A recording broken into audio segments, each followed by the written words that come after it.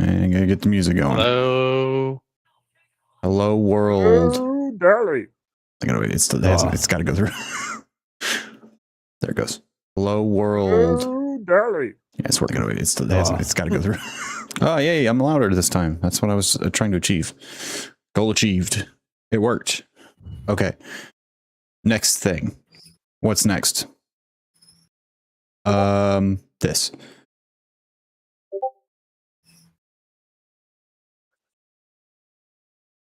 Oh my. Don't worry about it. Don't worry about it. Don't get distracted. I just had to find it. All right, let's just jump straight in. Let's jump straight into it. Straight. We're not going to hold off in any way. Just right into it. No. Gotta get one of those. I would like a glass of water. All right. That shit's got me fucked up. All right. Here's where we focus in. This will get our attention. And that worked. Last time, the party got their long-awaited level up to level 4, as each went out and had a morning to themselves, reflecting and pausing before the difficult days in front of them.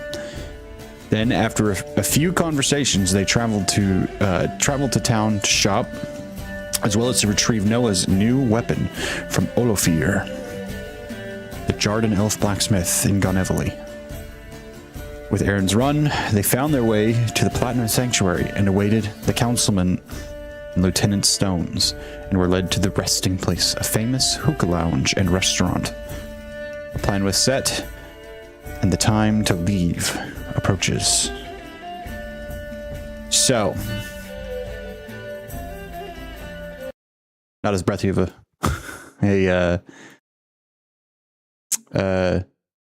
recap this time. As we return to, where's the fucking, I should have scrolled to this when I had the moment. It's not in there. Excuse me. We're just gonna go, just no music this time, I guess. That's all. Don't play an ad. Okay, I didn't play an ad. It's a wind up. So, as we concluded last time, sitting inside of the resting place, the third level off the ground, up into the sky, looking out over the countryside and the city. What are we doing now? As we sit and enjoy the refreshments and the food, now that the plan has been somewhat laid out, at least the beginning of action to be taken upon arriving in the countryside. I say countryside, in the mountains near the pass. Was Griffin able to get his ammo already, or is that still something that he needs to go do? And so that could have been done earlier, because you guys had stopped in town for shopping and stuff. Heion was gone for a while when she went in, so you definitely would have had time to go do it then. But how many for how much? Or how much are each bullet, and I'll tell you how many I want. Okay, let's see.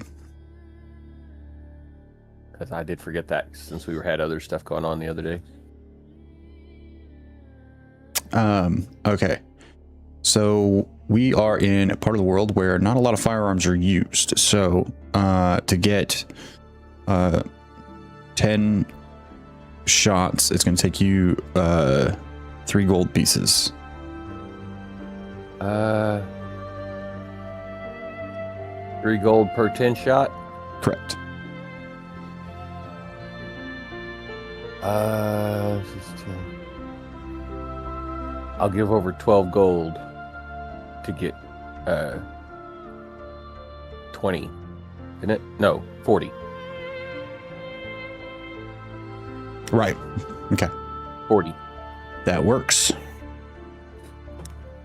My rifle is technically an assault rifle. I need ammo.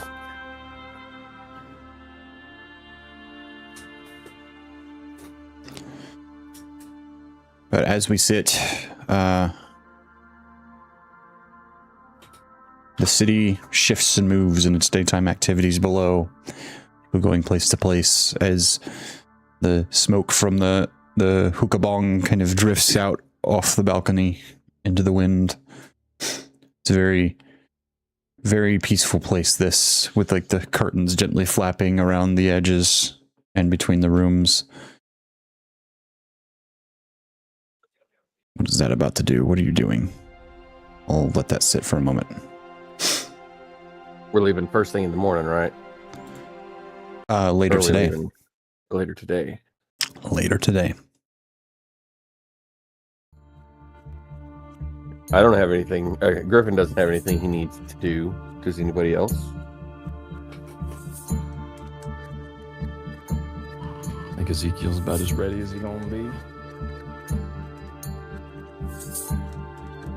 Honestly, after smoking and drinking for a bit, Enoch's probably kind of taking a few moments here and there, kind of looking out at the door. He definitely wants to just go out and ride around on Duke some more. Here's a question for you, just because I think it might be cool to fuck with them if I end up getting the chance to.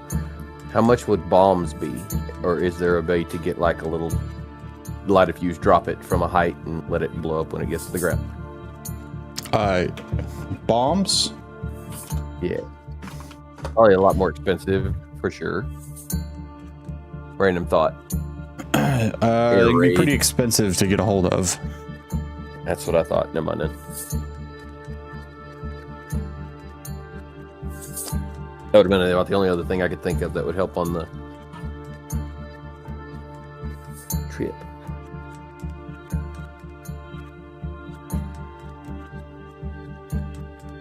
Yeah, I guess if there's nothing else to do, we can just either hang out here, or if we wanted to go back to the barn, kind of do any last minute prepping.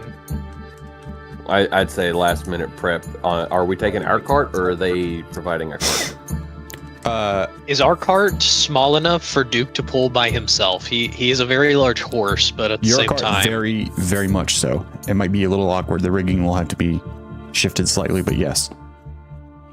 Okay, cool. Then yeah, we'll just I guess Enoch could spend time getting that ready to hook it up to Duke then.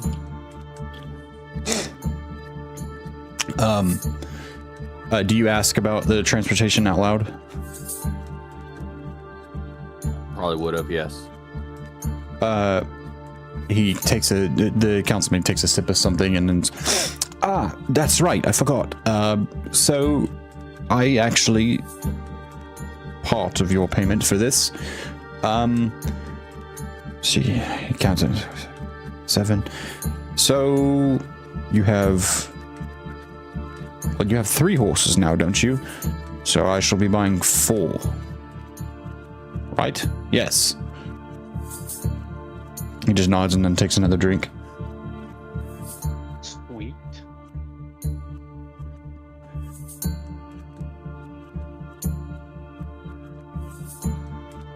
He's counting out and forgetting to say at you that he's going to buy some horses for those of you that don't have one.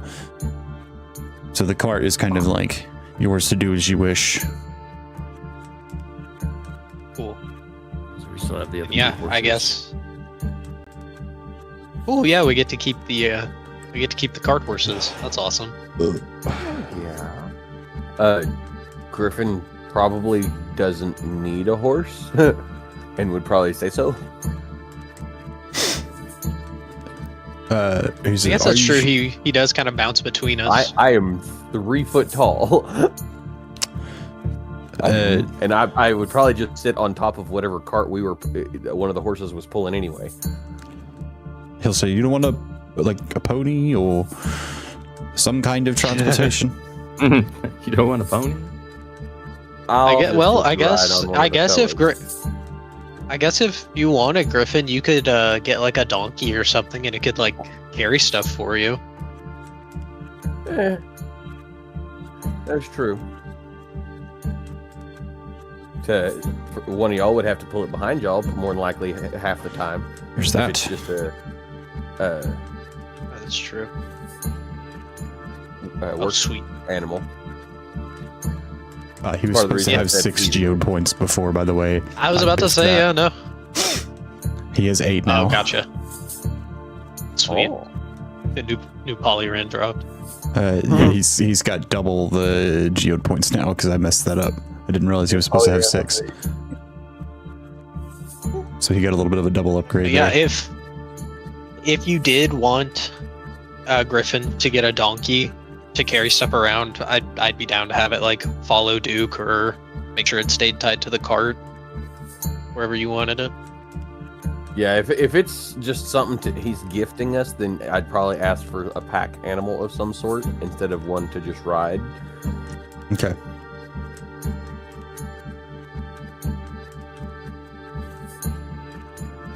All right. So,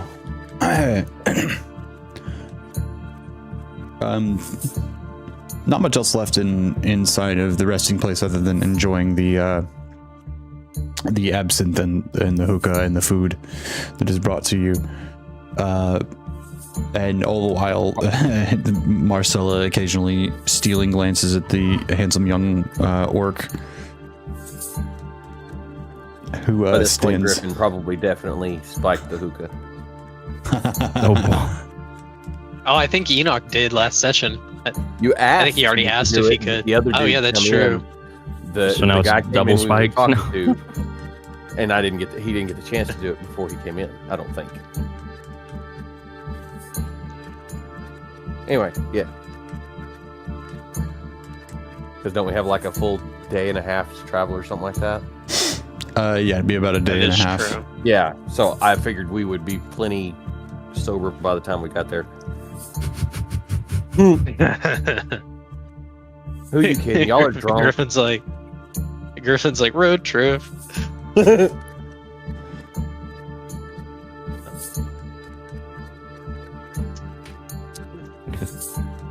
Ezekiel, after drinking a whole bottle of whatever liquor you give him, he's like those guys in fucking Beer Fest where he's like, sober's a bird.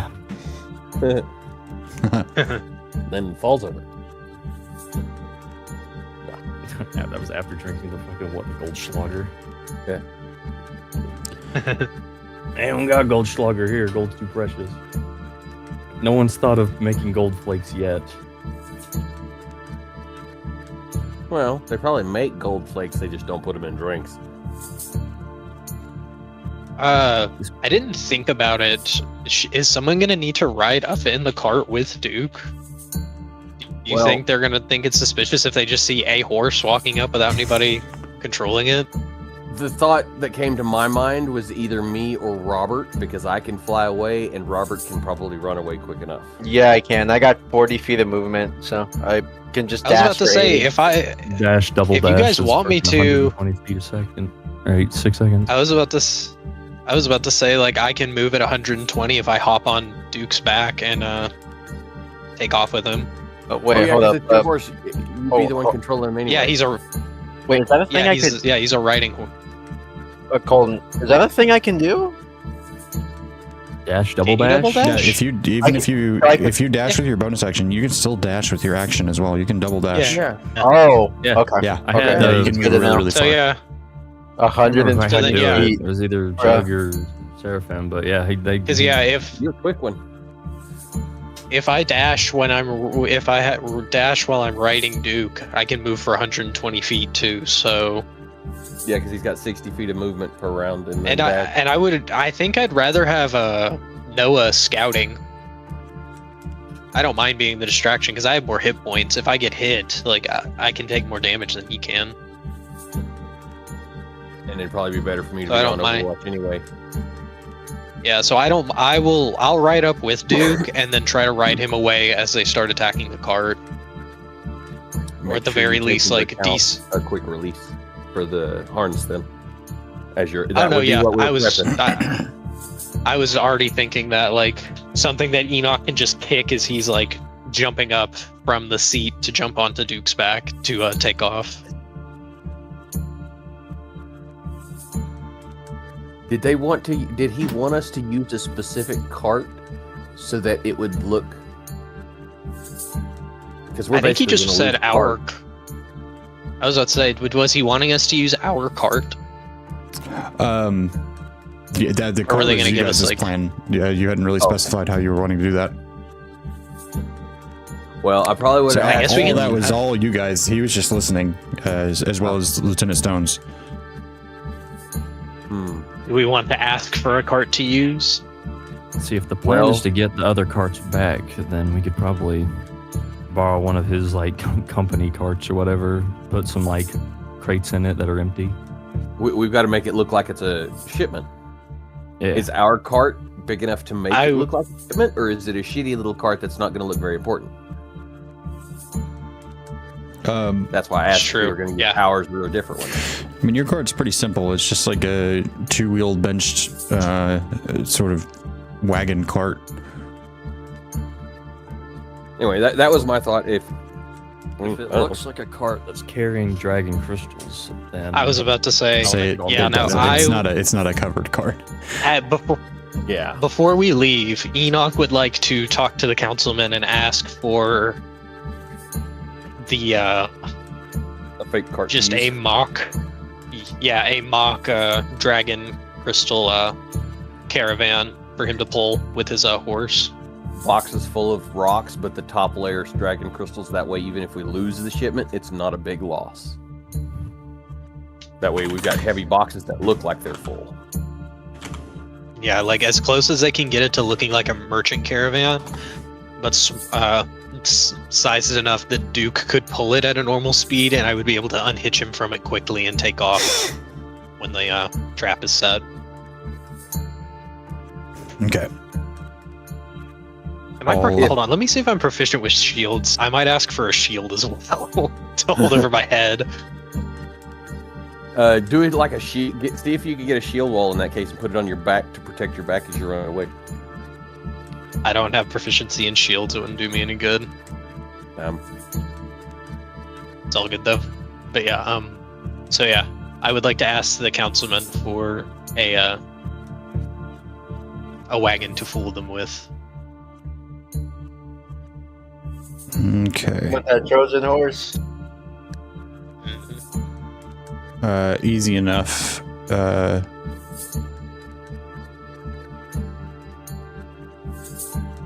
Sorry, I'm just doing the harder one of the few, which is Marcella's, so I have to You're all good. change her spell save DC and her attack modifier and stuff. Okay, so that one, there we go.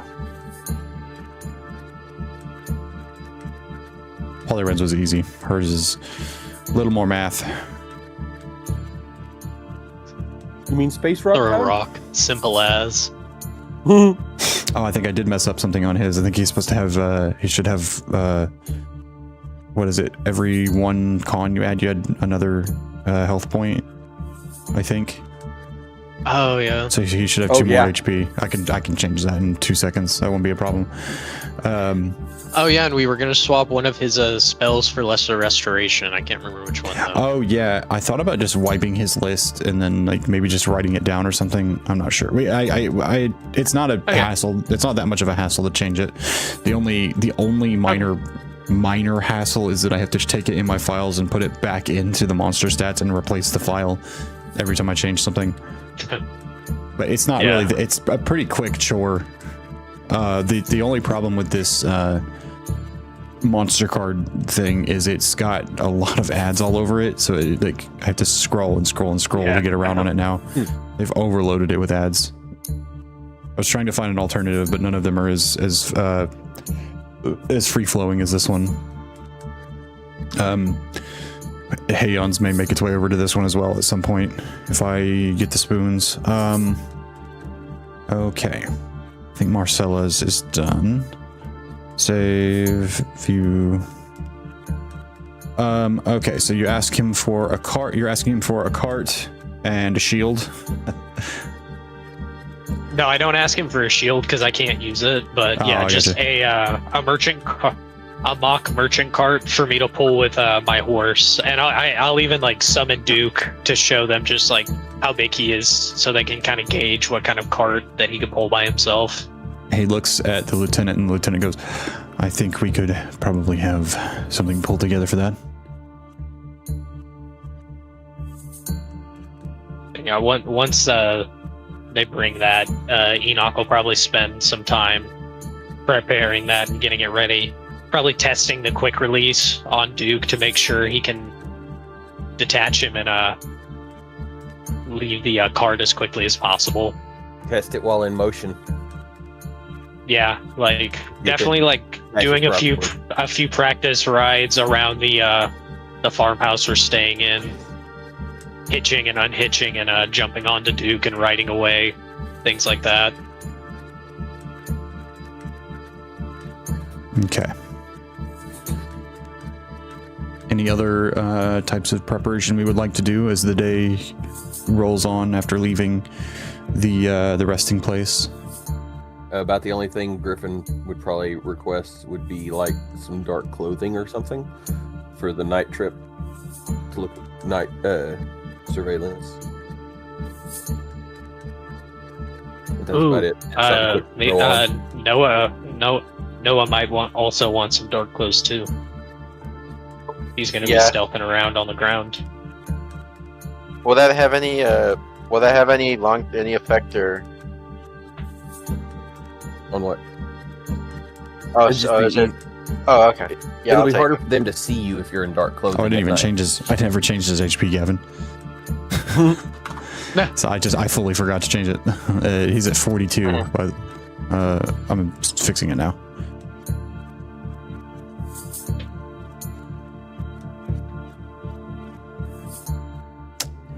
I don't think you changed Marcella's either. Did I not? Fuck. All right, I'll do that. Still 20.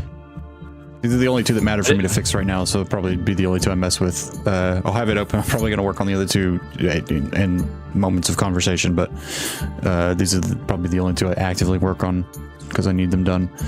Okay, so I got to fix. Let's see, I fix polyrans. So I don't confuse myself. Delete that message. Do the new one. Got to find them because it's in alphabetical order, and I can't fix it in this screen. It refuses. It opens in alphabetical instead of by date. Every time I open my files, it does it again. I have to like wait because it loads immediately because it like knows what it's set to and then doesn't change it. It doesn't keep it. Okay, there it is. So there's that one.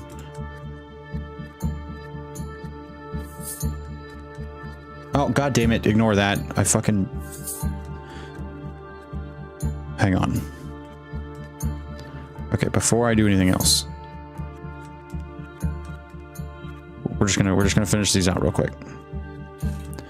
If you take the time to think of any options or things you'd like to grab or cover before leaving. Just in case, rack your brains. While I'm just going to absolutely delete Polyran altogether and go back to the monster card thing. So, okay. I didn't hit the update button on the fucking stat block. That's what I fucked up just now.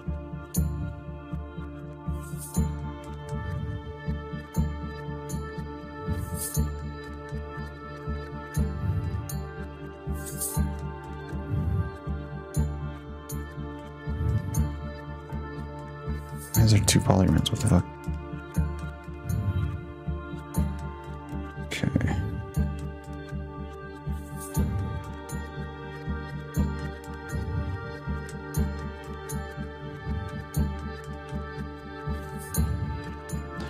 Dude, it would speed me up so much if this shit was like is not in fucking alphabetical.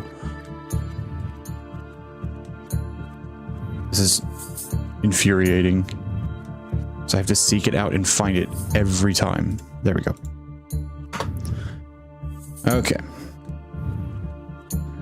Fix Marcella.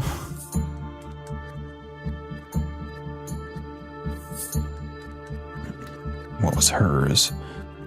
Hers was 28.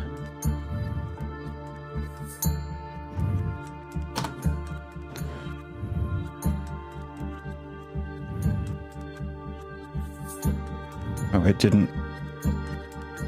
It didn't up her intelligence like I told it to last time. And it didn't save the spells. What the fuck am I looking at? Hang on. I might have loaded the wrong one. I did. Ugh. Fucking spare me. There we go. Oh my god. I searched it and it's like pulling up everything and moving things around. Okay. Okay, there's that. There's that. 29. Intelligence is correct. Update.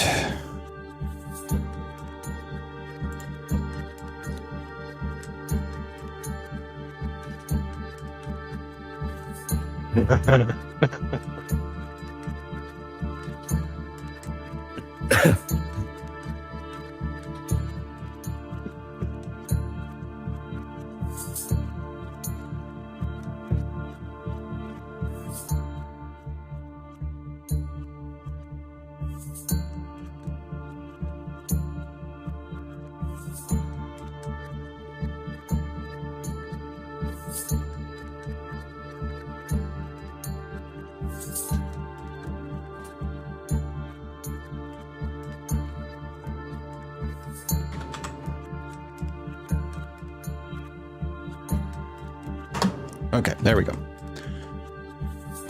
All right, now that that's done.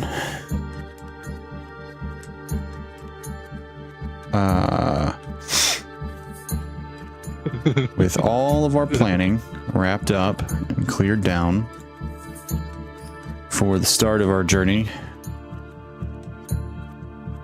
everyone dies. I'm just kidding. We begin to wrap up the day here. Well, the portion of the day that we're going to remain in Goneveli, not the full day, obviously. In the city of Goneveli.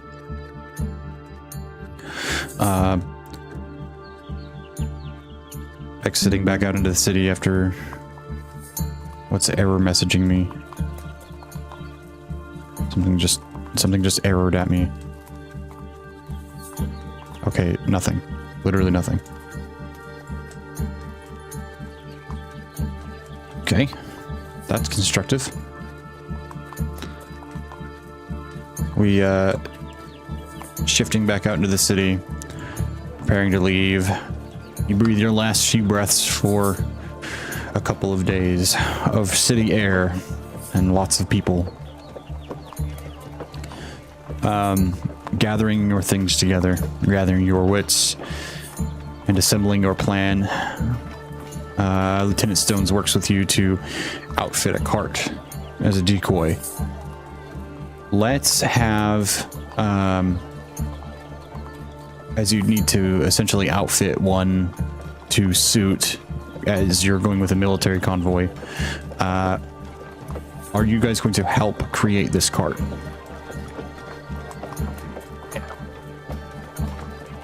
I was about to say, at the very least, Enoch wanted to help make sure that the whatever setup he was going to have to be able to quickly release Duke and get him off the cart and be able to ride him away. That's the main thing he was worried about and going to be involved in, making sure that worked. Excuse me. The more people we have working on it together, the more time we have to get the other stuff The more ready. we can get done to try and fix it. Yeah. All right. Yeah, he'll do what he can to make it look like a cart it should be. Maybe get the covered part going. A little bit of a skill challenge to make sure this cart is as good as it can possibly be. All right. So, Gavin, you're tinkering with the release and trying to make it functional. Go ahead and let's make a tinkering check. Unless are you proficient with tinker's tools to make a sort of No, quick release sort of I am object not. here? All right, so But no proficiency, but As it is a simple thing that you're trying to make, I'm not going to give you disadvantage. That would be mean. And it's not really like a... So You're just trying to make a quick release. So is it just a dex? Yeah, it would just essentially be a dex check.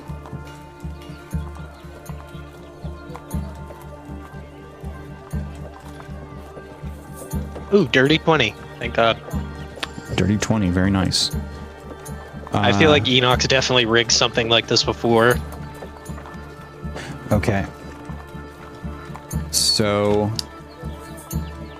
Griffin would probably try help making the boxes correctly to make it look like they were full of crystals. Okay, so Griffin is working on, I would say either a performance or a deception check. Which do you Both of think? those are shitty as hell. They're both 1. There might be one, but they are different. And which one do you trust more or less?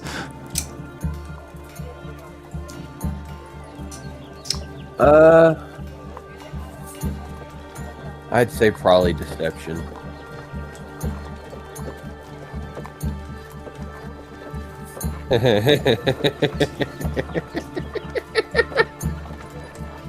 Nat 1. No! Other way! 20? I got a net 20 on that! Wow. All right. I used my little 6-sided dice, rolling dice thingy that I had that has all 6 of them on it. And I got a net 20. Damn. So those are some deceptively well-made boxes of gems. I take it. Or, Christian. All right. The mercantile part of the cart deception has been well prepared, you feel. And the quick release seems very functional. Now comes to outfitting the outside of the cart. And everything on it to make it appear not just in the boxes, but on the outside of the cart as well, to be a mercantile vessel. Ezekiel will help with that. He's got an eye for disguise. It's not a person, but it'll work. All right. I will say you may make a... I would say the same, deception or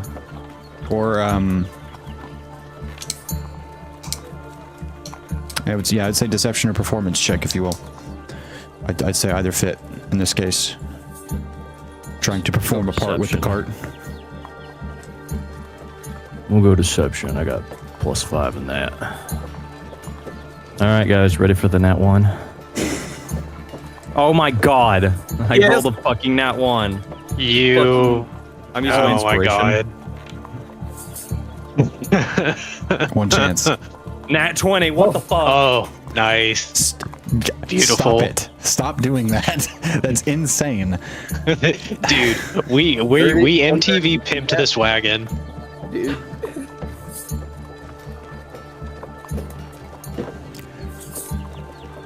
I turn around and the wagon just becomes a merchant wagon. That was realistically only supposed to get to about a 15 difficulty. I'd have to tell you, we're essentially accumulating what will be the DC that the cart has to fulfill. We had this beat up old wagon, and everybody just jumped into like a big dust cloud, and it came out as like Evan said, and yeah. It was only supposed to get as low as a 15, and you've gotten the DC once the cart is placed to a 13. Just so you know, that little 13 is going to be sitting on my green die up here at the top of my desk, so I remember the DC for when we're speaking above table here, because that was you rolled 2 back-to-back natural 20s, with one of them originally being a nat 1 retconned by a clutch inspiration roll. I think that's the peak of clutch. That's the most clutch. I saw Ezekiel saw Griffin's crystals just I can do better. Because the DC started out at an 18, and the nat 20s dropped it by 2 each. Better than Gavin what had- he was, where he's like, I can make this look a little bit better than what I'm doing it. Hey, Gavin had a good roll, and then we rolled 2 nat 20s, dropping it. We dropped it by 5. No, not 5, 4. I don't know how to count. It's insane. So wait, should it be? It should be lower then. It should be 12. How else can we pimp it out? Oh my god, I was wrong. It's Robert, not think of 13. something. It's fucking 12. Well, Okay, no. What's that the DC of again? when you arrive to deceive whatever it is that you might need to deceive. So we just have to pass a 12. Shit. Yeah, it was gonna be Nice. was gonna be an 18, and then you lowered it by 1 with Gavin's, and then you and Colton both rolled nat 20s, so it dropped it by 2 each because the crits. I counted the crits as -2 to the DC. It was really only supposed to be able to get to a minus or to a DC 15 on because it was going to be a 3 skill challenge, and you guys nuked it. You fucking blasted it out of the water, shotgun fishing style. It is a 12. The DC is a 12. You lowered the DC by no, that's right, 13 because it was at 18. I was thinking 17. My brain doesn't fucking work. I know how to count. 18 minus 5 is 13. My brain was going from 17, but 13. Still quite a bit lower than what it was going to be. that's quite the drastic shift.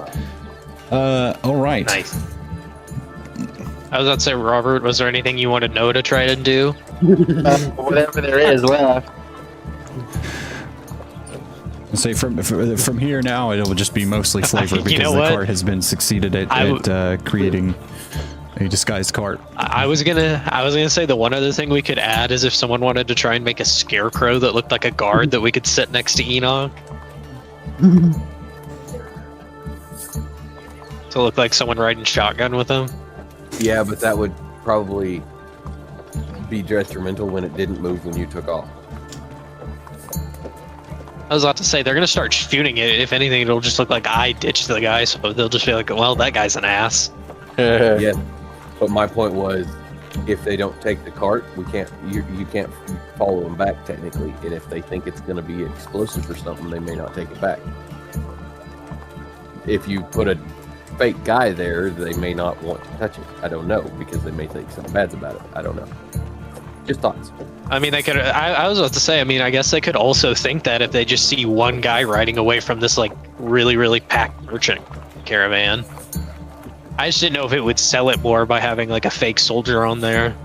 Honestly, in my head, it made it more sense for there only to be one guy that can quickly escape because they've been taking so many. This way, at least the guy will survive.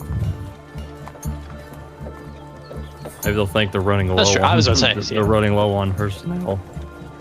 Yeah, Yeah, they're getting desperate. That's I true. was thinking that would make more sense with just the one guy taking off.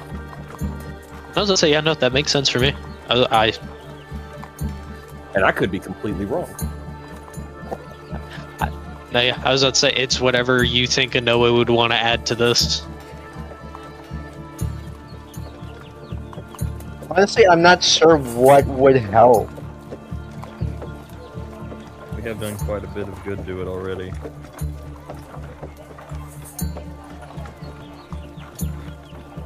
We basically just made them, if we can get all these wagons back, we've just made them another one. At this point. Yeah.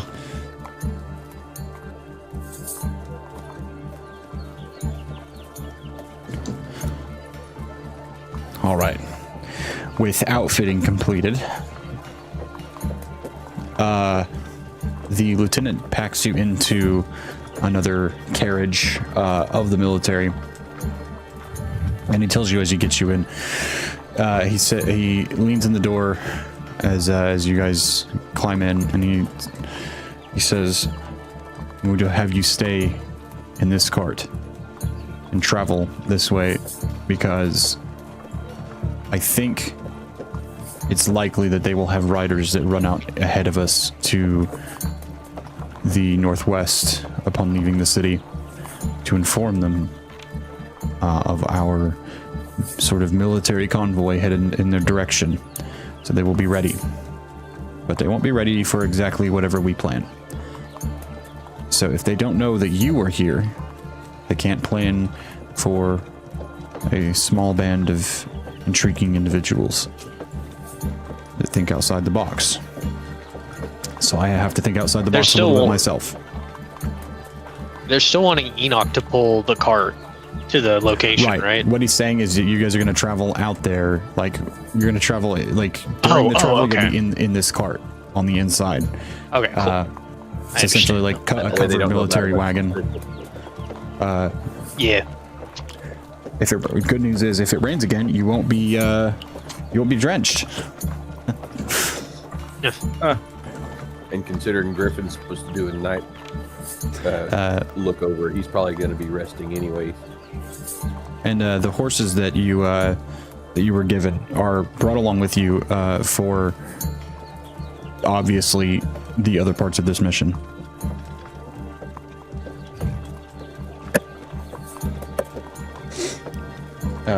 Whenever you need them.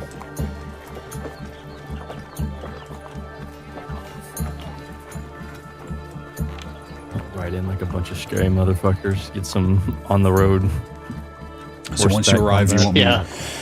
forced to stay in the cart. You'll be able to mount your horses and then ride into battle, as it were, if you wish, depending on how that goes. All right. Speak now or forever hold your peace. As you load up and head out into the countryside, we depart. Let's say Enoch's ready to go. Griffin is again loaded. You should be good.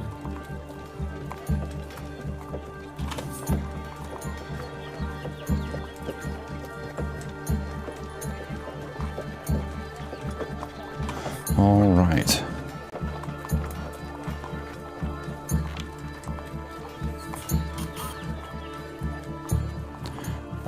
We leave behind, bit by bit, the sounds of the city, the blacksmiths in the distance and the merchants shouting from their stalls until a customer approaches, the people that wander the streets, and we begin to head out of the Lackluster Gate on the northwest side, and we follow that road out into the countryside.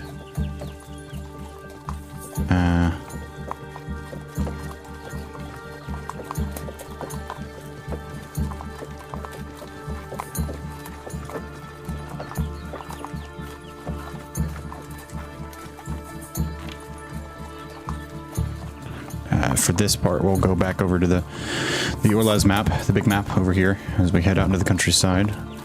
We start out round about here as the day shifts on.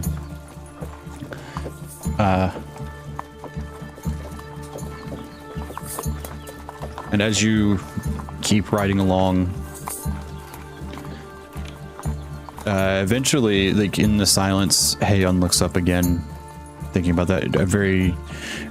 By the question that she asks, it's very clear she's still thinking about that conversation from earlier that she had with Ezekiel. So what are we going to do when we get back to the Port Worthless about, you know, your boss?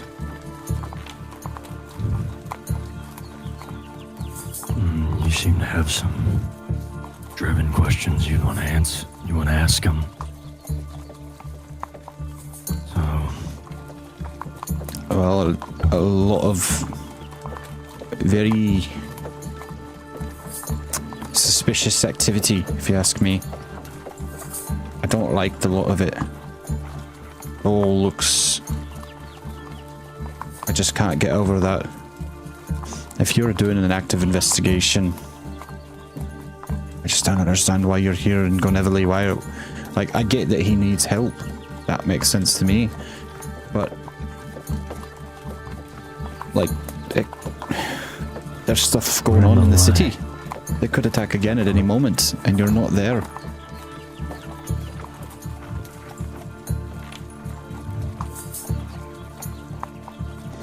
We are only in the line of mercenaries. But... yeah, you're right. Well, you don't going seem so like long. mercenaries. I've met mercenaries before. This does not seem like that kind. Not everyone was a former mercenary. It is just a band of people bound together on similar missions. It just seems like people are started to what they should be calling you whenever they address you.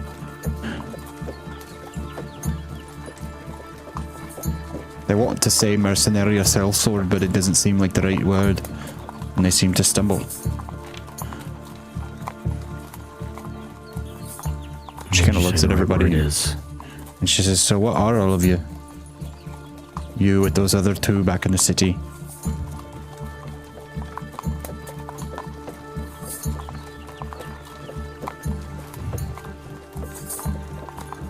Just a band of people.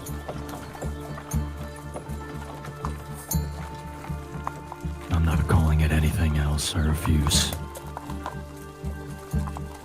I've only been a mercenary, amongst other things.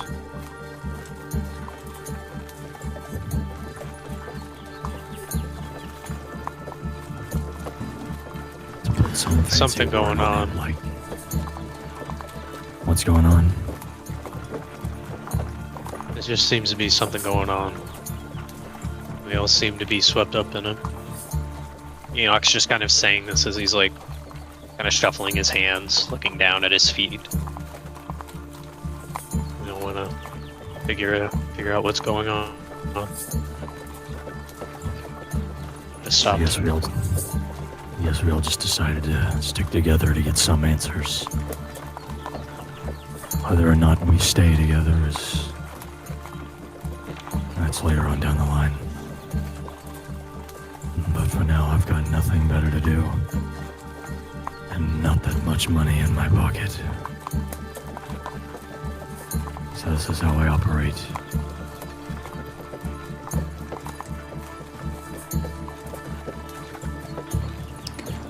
Well, I think we've got a lot of, I say we, I mean, I don't know, you guys seem like you've got a lot of group self-finding to do in terms of what you serve and follow. Maybe.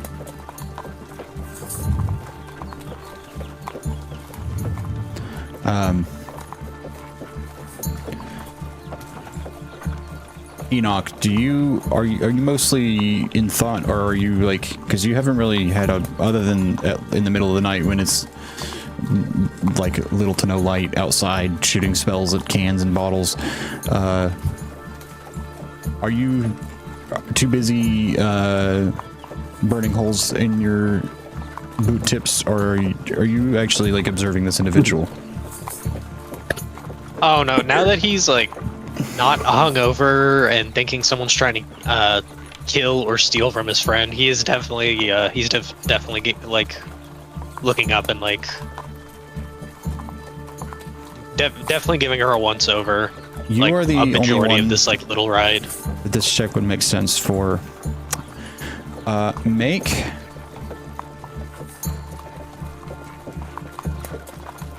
I will offer either a history or a perception check, and you will understand why History, if you succeed. please.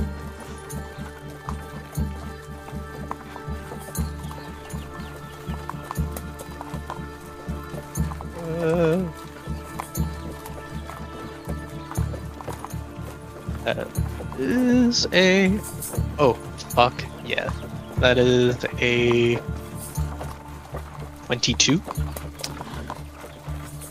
You said history, correct? Yes. Looking at this individual, it's not quite the same. but something about the way she's dressed, the efficiency of her clothing, and the freedom of movement that it creates reminds you of some of the housemaids of a friend of yours. The way the sleeves are cut off near the elbow to free the forearms and hands to complete tasks and so on and so forth, as well as the other details. It's not exactly, it's obviously traveling clothes, but what she's wearing is definitely a choice.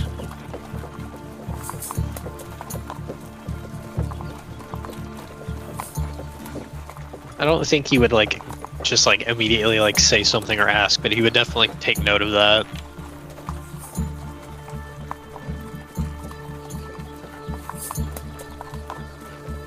And as a lot of this was going on, I will say with that, I'll add in, because you cleared the check so high, I'll add a little sprinkling of perception that you noticed, something you perceived as well. Obviously different stat, but point being, you did notice that she was rather on hand and ready to just kind of move everybody's belongings into the cart. Perhaps nobody else really noticed that and thought she was just being helpful, since everybody worked on the cart. But it was rather purposeful. It seemed like she kind of leapt at it without thinking about it. Like she was supposed to do it. Interesting. Yeah. Enoch will remember that. I'm not going to question her about it now, but that is definitely going to be talked upon when we set up camp. But we continue. Cart rolling on, and for the first day, you do travel. I would say it gets dark, and you kind of do continue traveling for a little while. You definitely feel a few hours roll by into like the early. Listen closely. The early portion of the late night. We're pushing 10, 11 o'clock in terms of late for travel. I mean, before the carts stop. More torches and extra light spells are lit up by those that have them around all of the soldiers. As some of them kind of walk by, and you see that Lieutenant Stone sticks his head into your cart again, moving the canvas flap aside. He says, "The soldiers around your cart are here to somewhat obscure you into the group, in case there are those that are watching in the distance.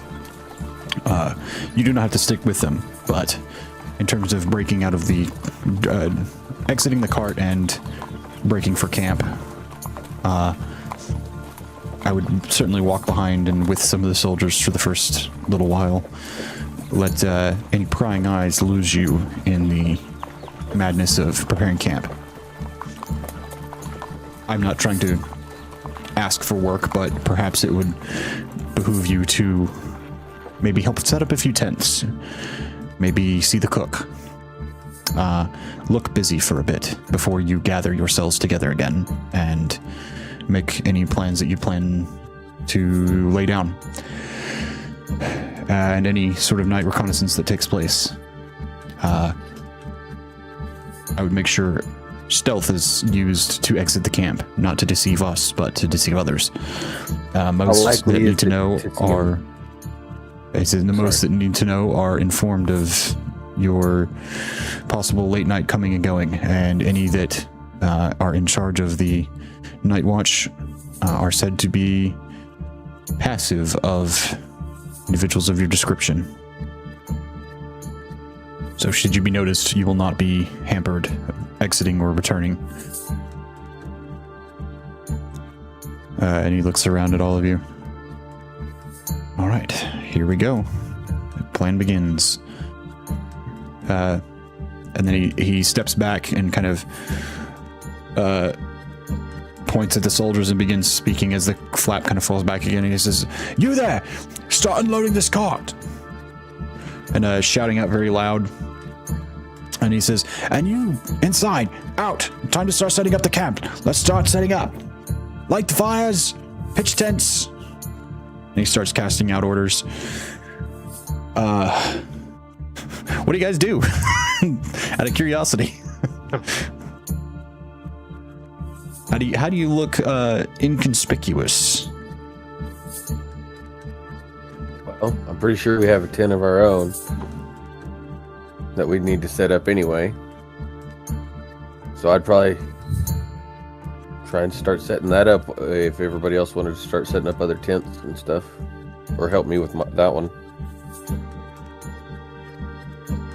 Let's say Enoch is definitely going to make his way over and kind of help Aeon with whatever she's doing. Kind of she'll hop out. Ask a little bit about She'll just be like, I'm not very strong, so I'll probably go help the cook, to be honest. I'm not a great cook, but I can help clear down and clean, at minimum. Polyran steps out and he says, I will go and dig a latrine. I tried to hold it in and it slipped out. It slipped through the cracks. Just gotta say though, him being able to do that is probably like such a fun thing for him to be able to do. It's just like I make it instead of an hour-long task, I can reduce it to a mere 2 minutes. For how many soldiers do we have? A relative platoon here. I will see to it. And then he will not put his hands behind his back and walk with a little bit of a slouch. He's putting a little slouch. He's putting a little show on. Better hope they don't get food poisoning. Ezekiel hops out. He'll also set up tents. He's been in the wilderness. He knows how to get a tent set up quickly so that he can get some rest. Marcella jumps out and she goes, I will find something to do. I don't know what I'm going to do. You could move stuff to unload. Still look a little busy. I mean, I'm pretty strong, so I guess, I'll move some stuff around. I go crazy and do what you want. Enoch will just kind of fall in behind Hayon, just like I'll help in the kitchen as well. I brought some rations and provisions. I'll drop off in there. All right. Everybody disperses and heads in different directions to begin the night.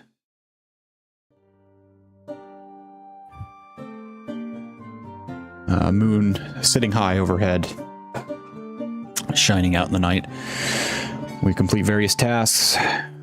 Hayon mostly focuses on cleaning the dishes. Marcella helps move any of the heavy objects.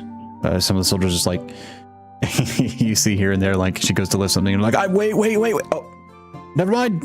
You've got it. Yeah. It's all right. And then you definitely see a couple of them like, what the fuck? What? Kind of confused at her her strength.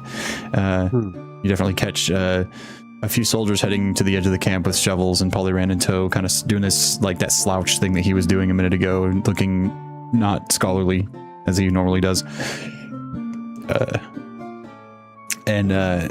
It reminds you. It's kind of weird. He does a little bit of that, like the weird thing where you have like the guys that walk with the shit, where they walk with the kind of this way with their tops of their hands forward. Oh, he's yeah. kind of pulling one of those off. I forget what that's called, but he is trying to throw a very thick blanket over the top of any level of intelligence that he has. The unfortunate burden of carrying around. He walks to the edge of the camp. You certainly hear a few surprised gasps as he just waves his hand and the earth moves. It's like you saw like 3 or 4 guys go with shovels like with him, and he had a shovel in his hand and then like stuck it in the ground, and it just went like this. It just opened up. And it was that.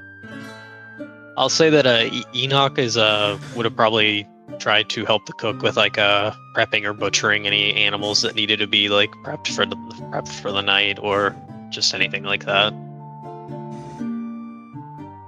All right.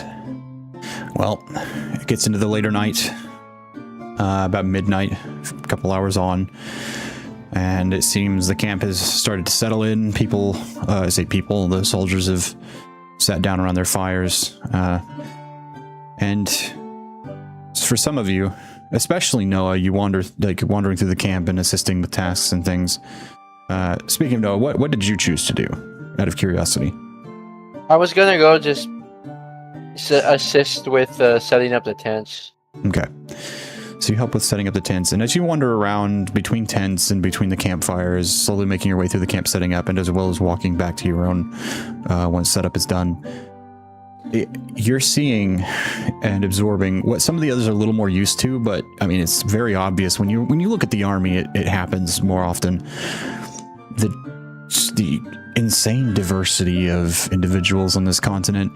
You see a sergeant that's like a lion folk. You see you see a couple of like hobgoblins that are a part of the army as well. You see elves and even an Erun amongst them as well, included in the group. He looks pretty young. One of those blue-skinned individuals with the pointy ears that looks like the elves. You see a few orcs and half-elves and a few halflings, a couple of gnomes that are mostly for repairs and working on the carts and things, but not only, some of them are soldiers as well, included in the mix there. I would add that as I'm thinking to myself about how it's real funny that a lot of the stuff that he's seen, he only assumed would have been in like books and movies and what have you.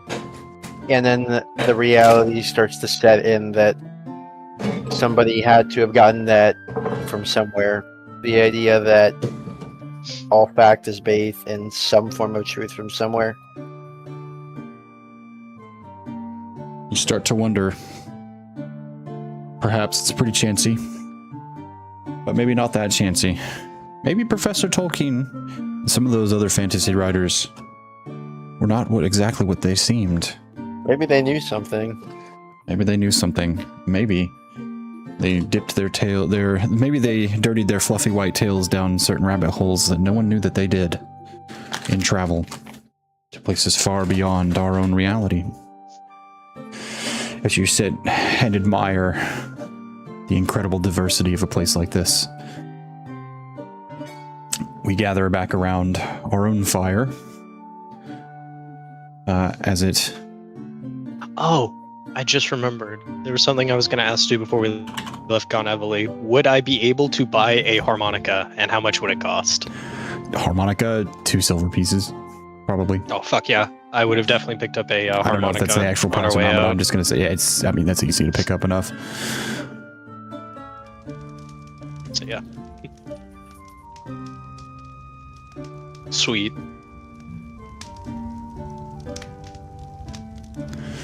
But the fires throughout the camp crackle loudly as we settle in for the evening.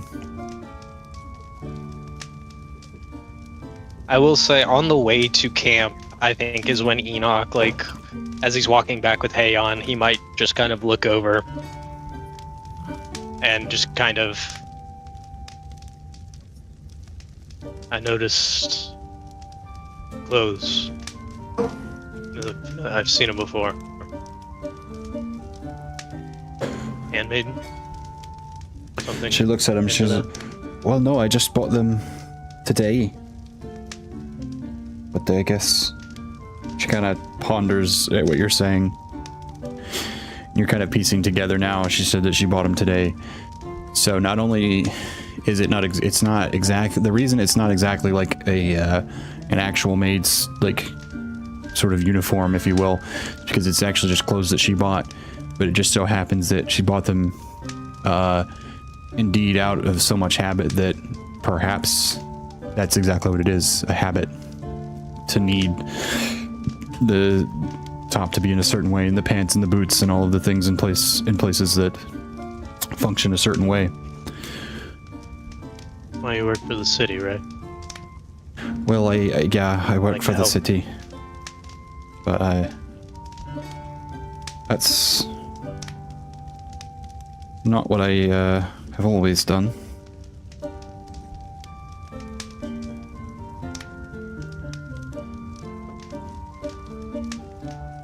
Well, and it's hard talking about your past. It's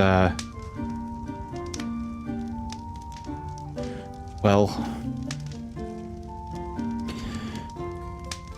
it's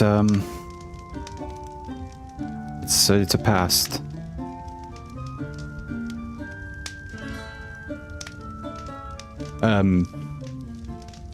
If you would like, you can make an insight check, but it's very clear that something is For sure. something there. Let me insight.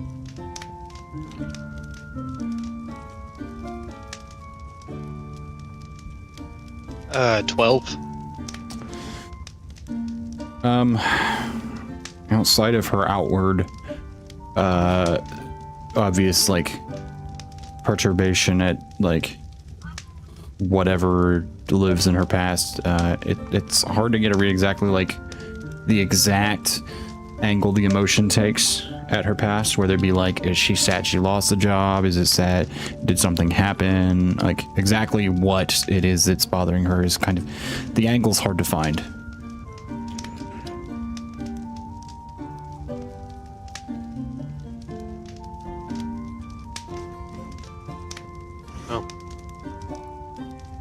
Trying to work through a messy past, you've definitely found the right group for that. She kind of snorts at that and she says, well, I hope so. I've got a pretty interesting one. Not one I'd like to get back in touch with at any time soon.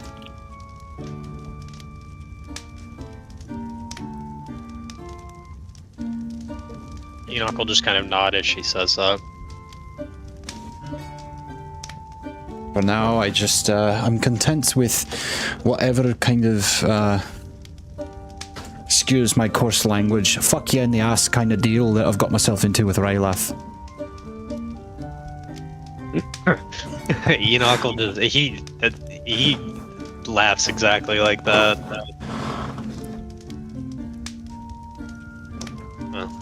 In a very eloquent way of putting it, and he'll kind of take his container that he has his stone in, just kind of look at it. Yeah, At well, least you got a my name. father never thought so, but I'm too fucking stubborn to change, so here we are.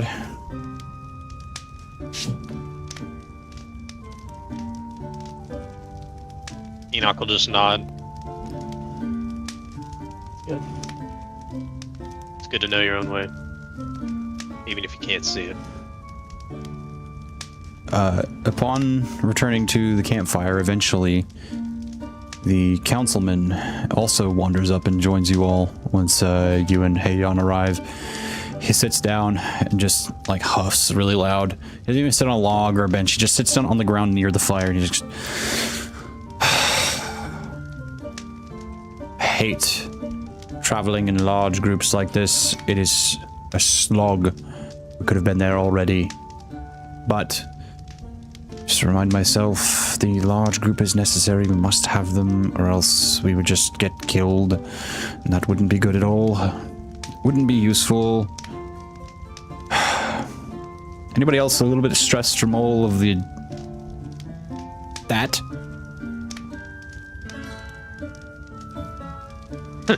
Honestly, above table. Oh, sorry. Go ahead. No, what were you about to say? I didn't... I was gonna say, above table, we got put into a wagon, driven somewhere, and nothing happened. This has been the most relaxing this trip has been. I know! Like, I was about to joke and say Enoch was gonna try and play dice with everybody. Yeah. You did do it like an hour. I mean, it's not like it was a long time, but an hour and a half of some decent work, at least. Obviously, the stress hasn't kicked in yet, but mostly it's the stress of You do, like, I think you would at this moment kind of space out beyond your camp a little bit, because like you were focused in on one job at a time for each of you, but now you kind of take in, and you do see the movement of like, it might be nighttime, but there are troops, you know, you see a pair run past your camp to one of the other small campfires, and you see sergeants and other squad leaders going between camps, and they seem to be gathering information, assistance with them, different lower ranking individuals that they use, and there's constant movement, word passing around. You see there's only one, as it would be ridiculous to bring more than one for a platoon of like however many 20 or so soldiers that you have with you, but there's actually a grindstone set out and some weapon repair set up to prepare weapons for the next day. You're occasionally the bashing of a hammer, sounding like somebody's having armor hammered out and set ready for tomorrow, properly fitted. There is movement around you. It's not a city is really the only difference. It's this strict and quickly paced motion of a military camp. Is it full dark already? Yeah, it's full dark. We're way beyond that. It's like 12 a.m. Could I have brought back some food to make dinner for everybody? Absolutely, yeah. Sweet. And Enoch will just be like, a bowl of military gruel. I'll let you guys plan. Yeah, what's the phase of the moon? Phase of the moon now? Shit. Yeah, good Roll question. a dice. I'm going into the air in the middle of the night. I need to know if I need to stay out of between the moon and the sun. And I was gonna say, since Noah is gonna be on the ground by himself, I feel like you guys should at least try to maintain some kind of eye contact, even if it's just Griffin, trying to at least like keeping an eye on Noah somewhat. Well, since no one else is gonna be going with him and he can't fly. That's going to depend on the canopy. It's true. That is true. Yeah, I didn't even think about that. That'll depend on a lot of different possibilities. I have Griffin has a 120 foot dark vision, I do believe. Let me double check and make sure I'm not lying. Because of the Owlin race.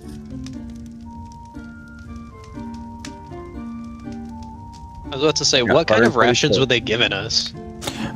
This is I was joking, but also not. I mean, it is a bowl of like quickly prepared stew. It doesn't taste terrible. It just it's very obvious. It's like probably very swiftly hunted, not a little bit gamey meat. Probably hunted very quickly upon arriving here or before leaving town, and then very carefully and not so gently prepared in one of the carts on the way up here. But there's vegetables and it's seasoned and stuff like that. You do get a little bit of there's a surprising amount of flavor to it. And you suspect that you work with them. When you worked with them, you realized the cook was somebody from Goneveli, actually. Somebody that seems to probably be a soldier that volunteered. Enoch probably would have leaned over to Heian and would have just been like, "You should ask Rylith about this seasoning that's over his food. It's really, really good." Oh, that seasoning. He's like thinking back. Oh yeah. I don't know. I've never thought to ask him about it. What is the deal with that? And you don't hear anything. Well, fuck you too then. Phase of the moon. I think last time I said it was a waning gibbous. We're gonna say it is a third or last quarter moon by now, I would say. Ooh. Not very much moon at all. We're moving. Still a decent amount, but it's not exactly super bright. But you've got light.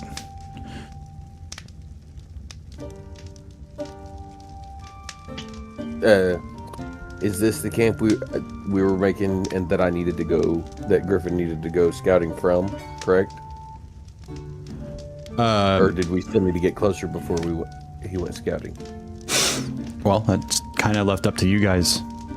It's another half day to get Honestly, Oh, then yeah. it's another half this day to would have get been there.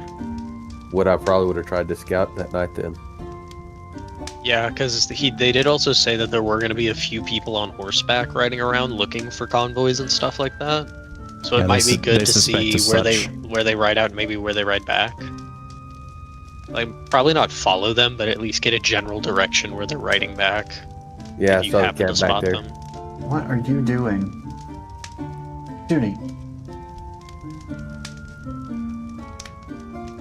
You see this? I've been watching the cat What over are your you shoulder doing? the whole time.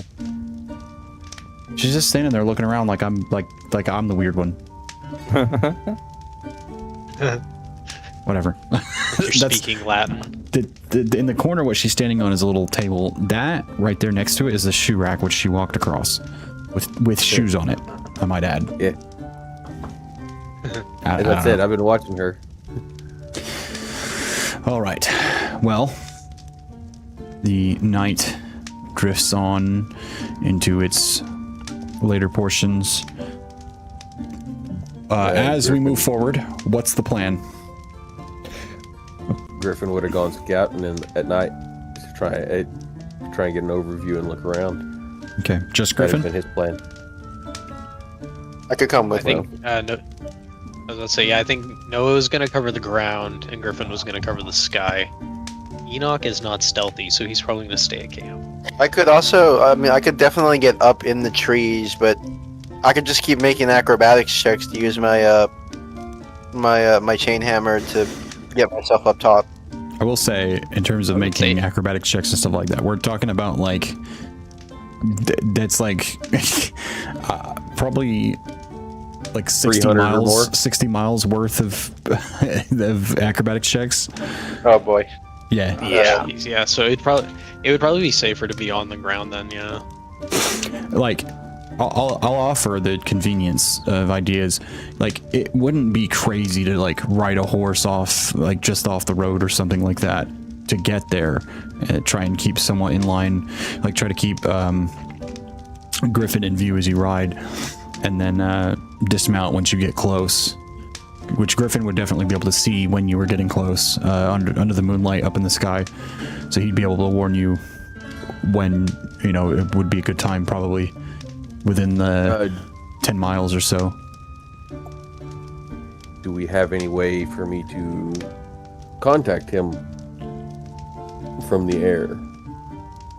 Or do I just would I have to just come down and stop him? I don't know. That's up to spells and stuff. I don't know what you guys have. Well, I was asking if anybody had any ability to help me talk to him because don't. I do not. Marcella now has the Not ability to having cast any message. So does Noah. That's good for about 100 feet. Yeah, that's the issue. I didn't think it was that far.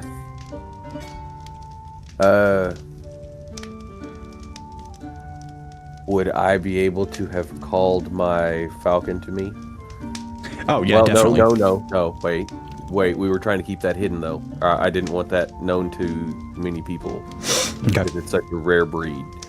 So never mind. I may have called it to me later after leaving him, and if he hears like a bird song, a certain kind of bird song or something like that, I'll have it make a sound. That way, it's more No, yeah, natural that's- for the bird to make it than me to make it. Hell yeah.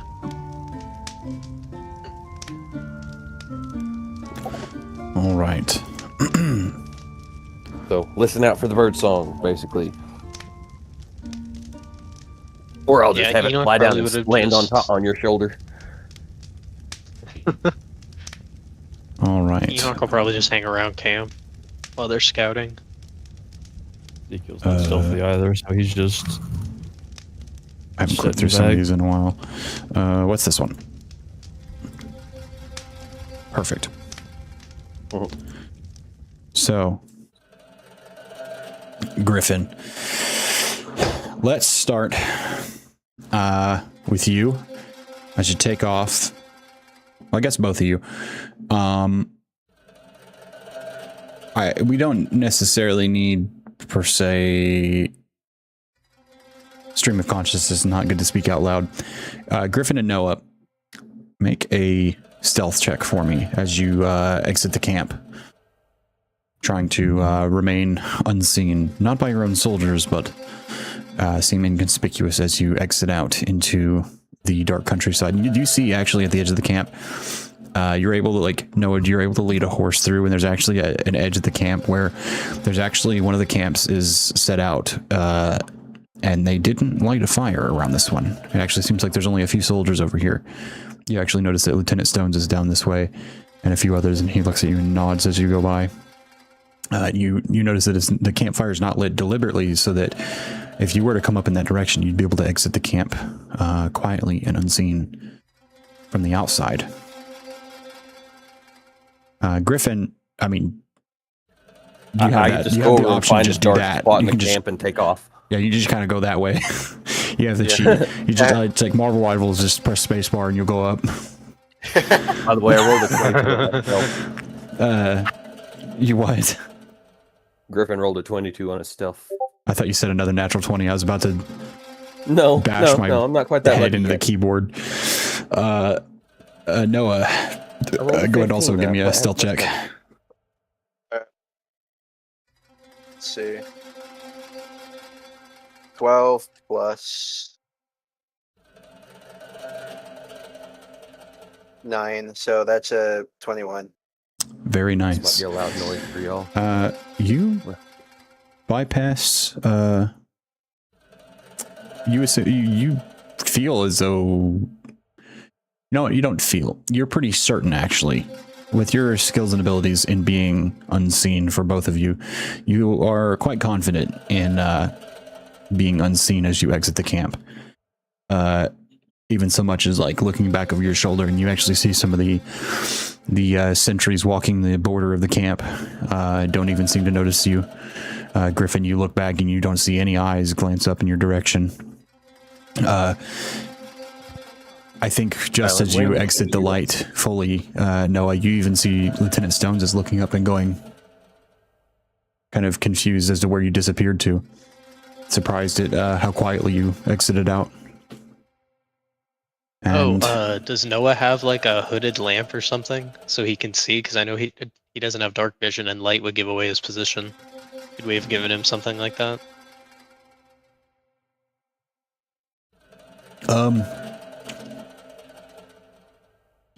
That was also part of the reason I asked what the moon phase was, because that gives him some light as well. it gives him some light. Not a lot, but some. He is able to see once your eyes adjust, because this isn't this is a, you can't refer to the rules as written in every case in terms of like, oh, it doesn't have dark vision. It's like, if you've been in the woods at night when the moon is high, you can fucking see. Like it is pretty fucking bright if it's not a dense forest. And the case here is as such because you are going uphill. Not directly uphill, but gradually. Welcome. So, I will say it's going to take you, it will take you the equivalent time to travel to the pass to scout it out and to get to the area. So rather than being really quick and getting there in a few hours because you're unburdened by a full caravan, or getting there really slowly by, no light, you'll get there at, it's going to take you about 8 hours to get there. About the time to travel tomorrow with the caravan. And that is pretty quick considering there's minimal light. You're on a horse in the countryside riding just off the road instead of on it. And trying to keep Griffin at least somewhere nearby, occasionally scanning for him because you can't hear him because he's an owl and they don't make any sound when they fly. If it was going to take that long for him to travel there, we probably would have left like right after dark. If able. Right. Well, that earliest availability to leave would have been at that midnight mark. Yeah. Because you guys rolled in at about 10:30ish, roughly. It was pretty late when you guys stopped to make camp. But heading out, you're able to move on.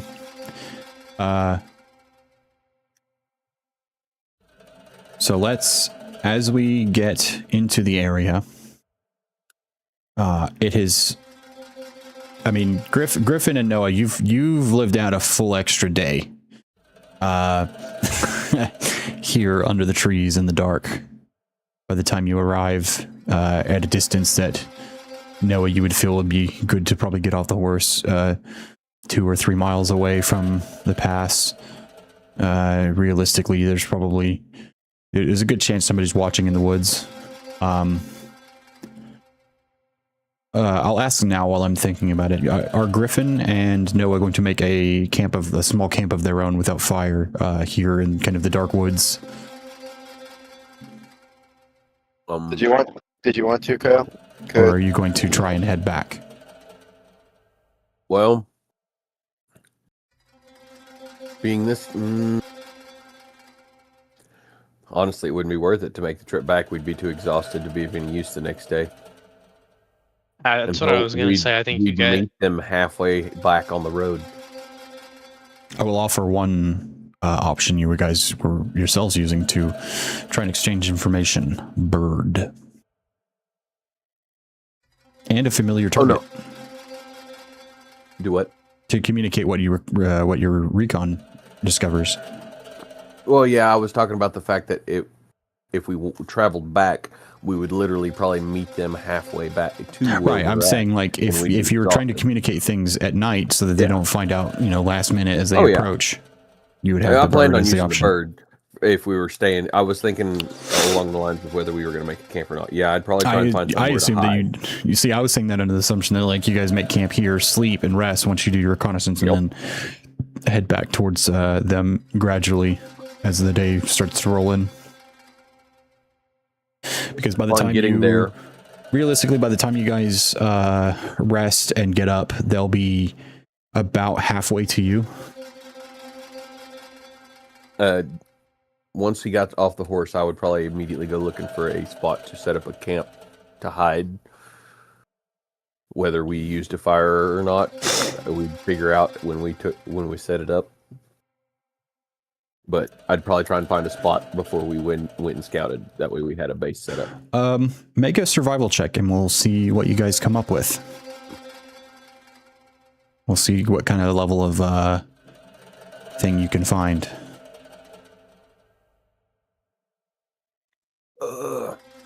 That's a 3. 17. 17.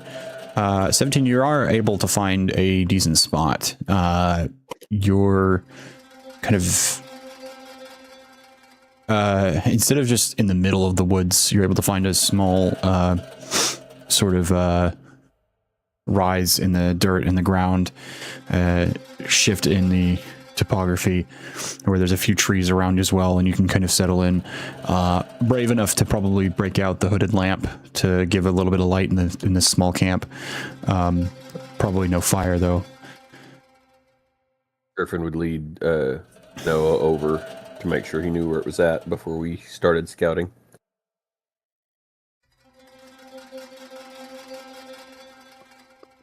This is our meetup point after we get done with our scouting around here. Be careful and be safe. And I will try and keep you in sight as we're going, in case you keep an eye around you. All right. The two of you give me a fresh stealth check. Ooh.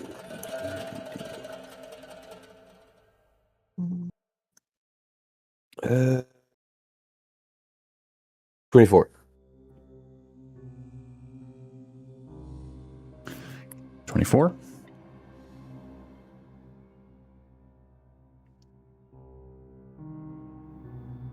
Robert?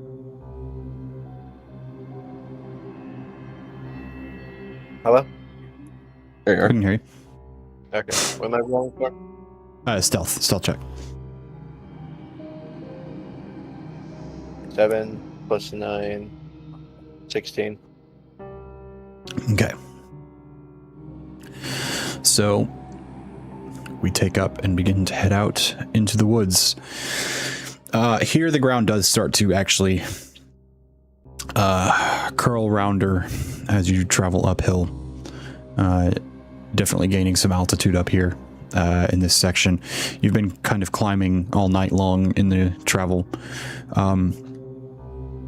But the progress, will be hampered for the convoy the most up in this direction as the road kind of winds up and then you hit a sort of steep incline. The horses, you suspect, will be able to make it, but will be slowed in the last few miles on the way up, and you begin to kind of suspect the difficulty of getting away from here because you have the harsh climb up and the danger of descending down.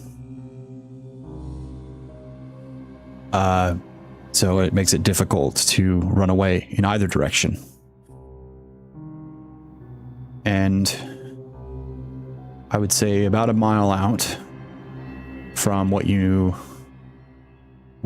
Griffin is able to see is a clear,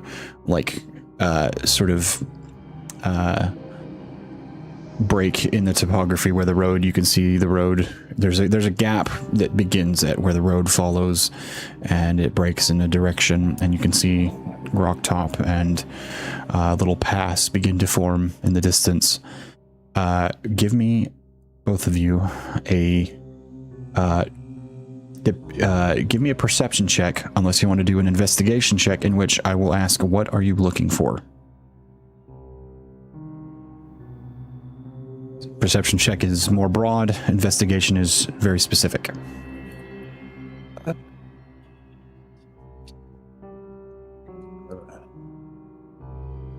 Oh boy. And investigation. I would say I would like to try an investigation check since I have more of a overview. And Griffin is going to look for signs of a camp or regular travel. Okay.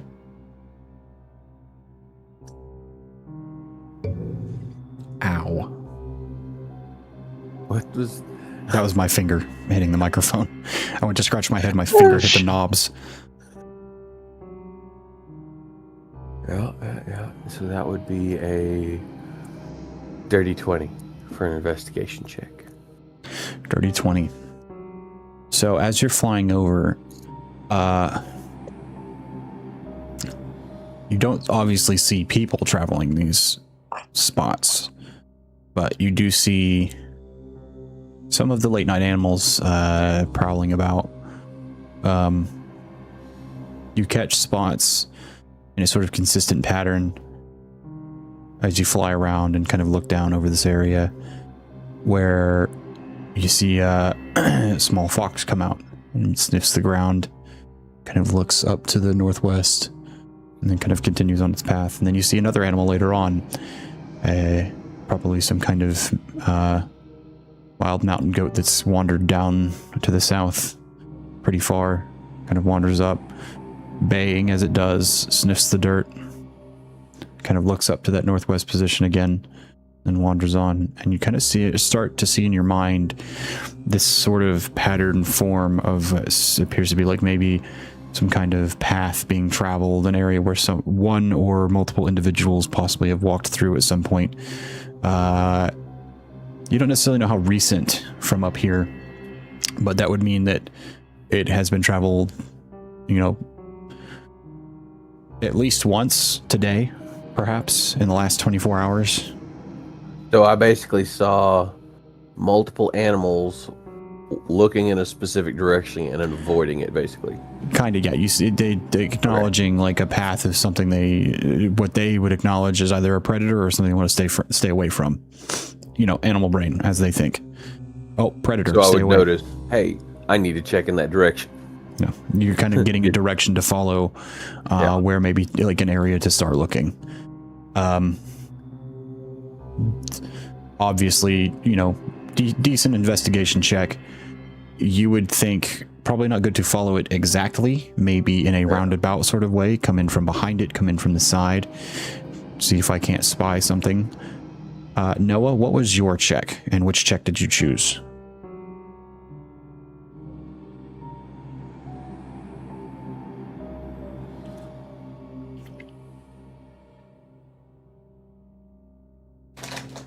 Robert?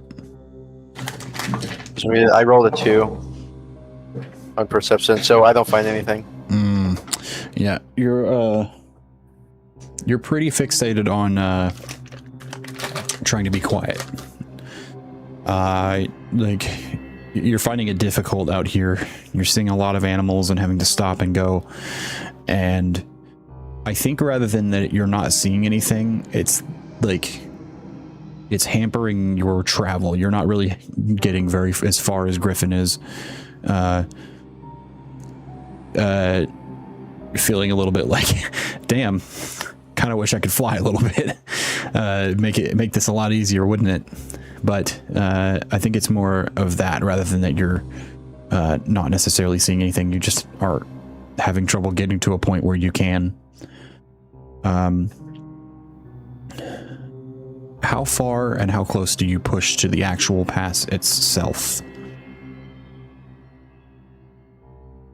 For both of you, by the way, I'm asking this. Do you want to go straight into it or stay like right outside of it? If I was coming back to talk with you about it, which I probably would have suggested you swing wide and not try and get too close to it. And I would probably fly up higher and try and swing around as well. Possibly in the other direction. Listen, for the does it matter which side I go from? Like which side of the road you mean, or? Yeah. No, I mean you scout whatever you want. Okay. If you want to scout the other side of the road, that's absolutely possible. It would be reasonable to suspect that they have people probably on both sides of the road. Yeah. At least in the forest part where the trees are. Yeah, I probably would have tried.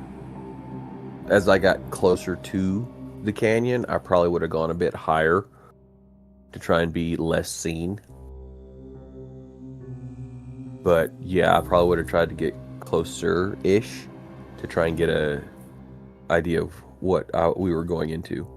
Okay. Noah, for your first brief section, you don't pick up on anything new, but you are beginning to break into a new area. You guys are falling within the first 3/4 of a mile from the pass itself. After that last section, we're beginning to push forward into the next half mile or quarter mile. I mean, here, Griffin, is where you once you reach about the half mile mark. Since you're moving a little further ahead than where Noah's able to, I'm having a little bit of trouble. This is where you hear a break in the sound of the animals scratching about at night, doing their thing. Something that doesn't sound like an animal. Something that sounds like a cackle or a loud noise of some kind. Speech has been made into the night. Somewhere down below you.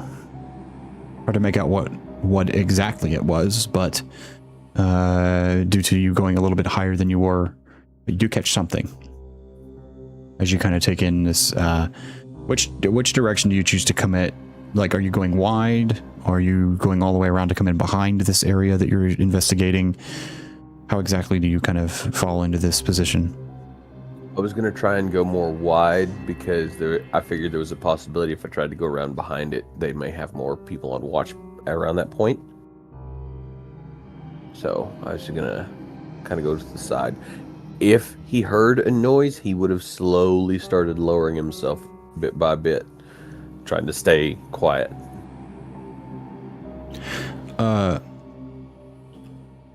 As you wander up, or not wander, but fly over with that investigation, you do spot what looks to be some kind of individuals in a camp in the woods. Make a...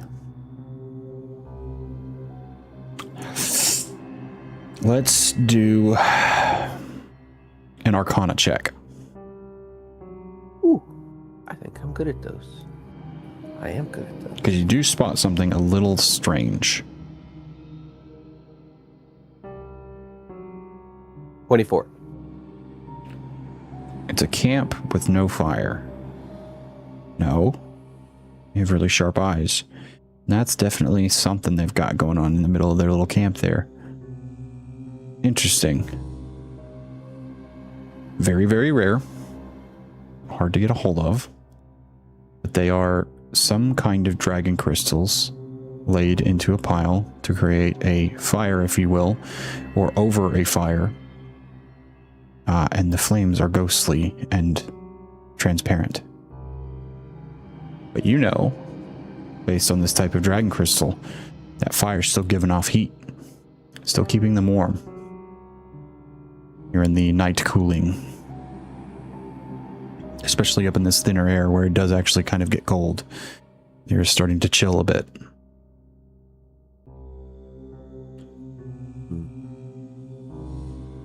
So they are definitely using some of the crystals that they stole.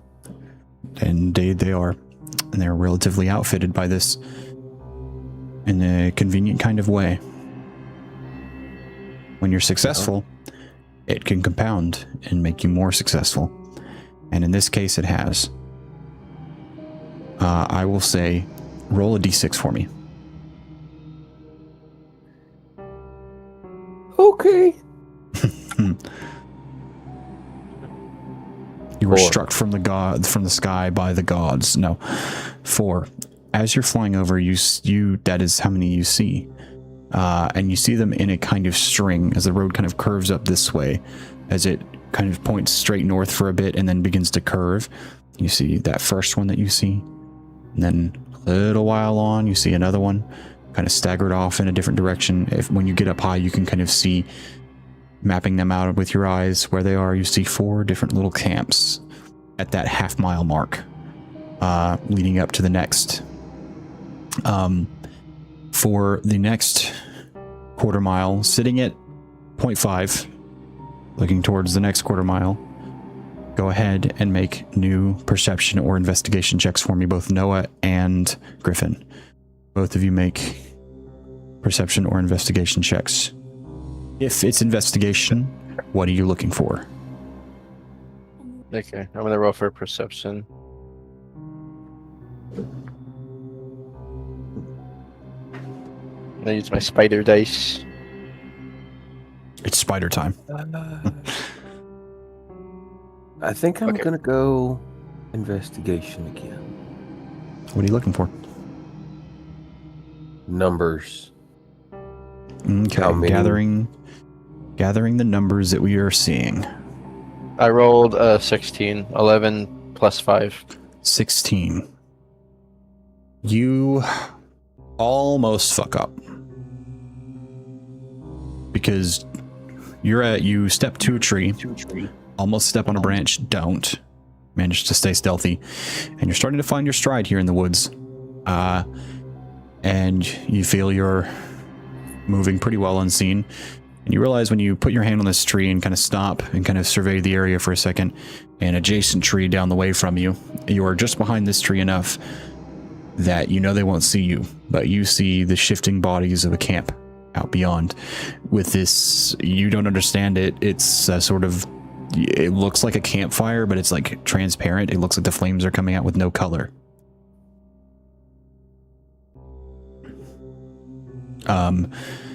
There's no light being created from this, but you can see under the moonlight these individuals shifting and moving. You can't make out any details of them, and you can't really see the campfire itself or how it's, being done. But you do see the tops of a few tents. I guarantee you would bet pretty strongly that they're probably green and brown and woodland colored to be disguised. You're pretty well off the road, enough that you could hear a cart or horses. but not be seen yourself. Everything kind of fitting into place. This is exactly what you were looking for. This is one of those camps. This is some of that gang that you knew you were coming up here to deal with. What would you both... and for Griffin... 19. As you fly over those 4 camps in the next area on and trying to gather what you can, in that next area, you find 3 more camps. You don't know for certain that these camps... in this section, you don't know if that's all of them, but you know you spot 3 of them for sure. But you don't know if that's all of them. Having sacrificed, looking specifically for the camps themselves, we're now trying to count the bodies in them. All in total, between all 7 camps that you spot, once you got within this first half mile, and actually spacing it out in 3/4, the first 3/4 miles before you actually get to the pass, you find 16 between all of the camps. They're not super heavily manned, probably some kind of quick messaging system to get word back. You imagine probably either cleverly spaced out message cantrips or close enough for a bird call, some kind of signal, you would imagine, most likely. So basically signal towers. Each camp's a signal tower, basically. Pretty much. Relay station. They are relay signal camps. Very carefully planned out, it seems.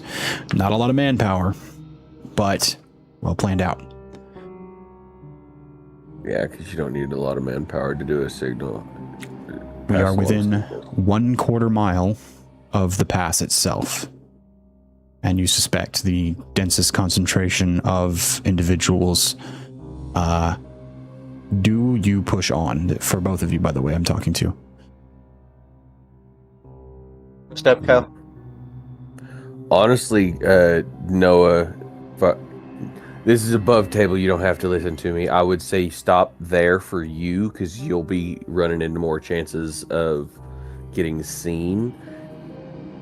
And for me, I might move a little bit higher up and take a perception check for the next look, and then leave. Just a broad perception. Yeah, okay. I'm going to go ahead and just stop where I am then. Suspecting you may run into far more individuals than you think you can hide from at once. If I'm correct, the more people there are, the more stealth checks I have to keep making, right? Rather than stealth checks, it's more your number versus their passive perception in the middle of the night with the dark surrounding them. Knowing this is a densely populated continent with varying races, you'd know some have dark vision and some don't. Pushing that risk is probably unwise, so I won't push it by myself then, so yeah. Returning to camp under the wisdom of your own counsel and that of what you suspect Griffin would suggest. You turn and head back to camp, mulling things over in your mind. However, being on the ground, you do get an idea of these camps. You spot more than what Griffin can from above.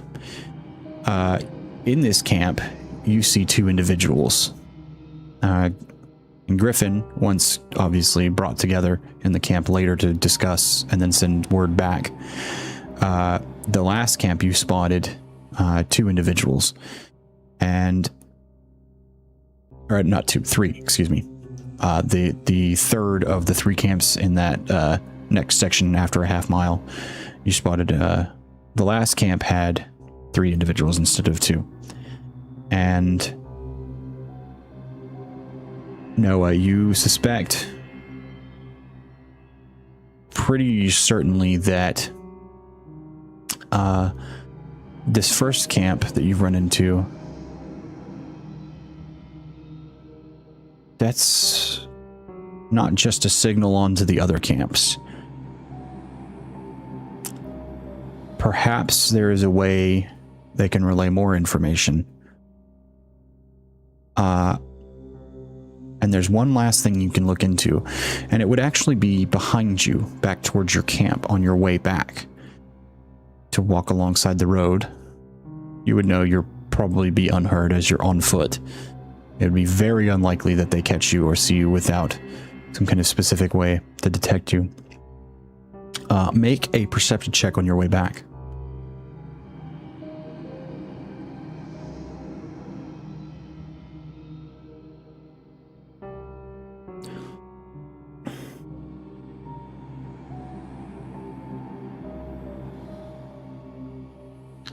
Miserably. A How'd 4. you do? 4? Yeah, so that's a 5. That's a 9.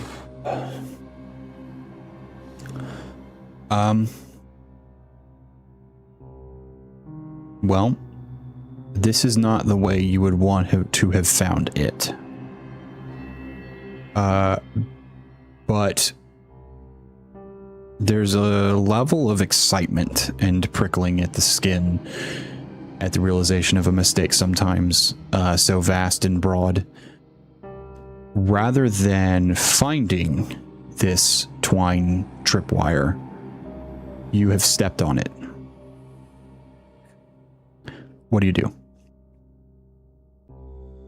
You don't know you have an idea of where they're going to come from if they come up to check this. You know how they're going to communicate. It's not a wildly complex situation, but what do you do? And I start running away. Absolutely. Alright. Full double dash? Yep. You're out of there. No way they could detect you if they're not there. And make one more perception check for me as you're running and you get to a reasonable distance. If it gives me another actually, well, I'll say ask. I asked for the roll, but do you look back at any point as you're running away, or do you bother? Oh, or yeah, do I you just do. book it? Okay. So on the dice, I got a 16 plus 5, so that's a 21. Okay, so stopping at a distance you realize is like there's no way they can see you, even with dark vision. Like the way that this would work out, you're far outside of their ability to see you. You're off, that they're just kind of figures on the distance, illuminated by the moonlight on a hill. Part of me hopes that they'll think it was an animal or something. You see a couple of individuals wander up from either side of the road, kind of looking around, and you hear like an exasperated kind of very, very distant. You don't hear it up close at all. It definitely, you can tell that was just, he did that pretty loudly.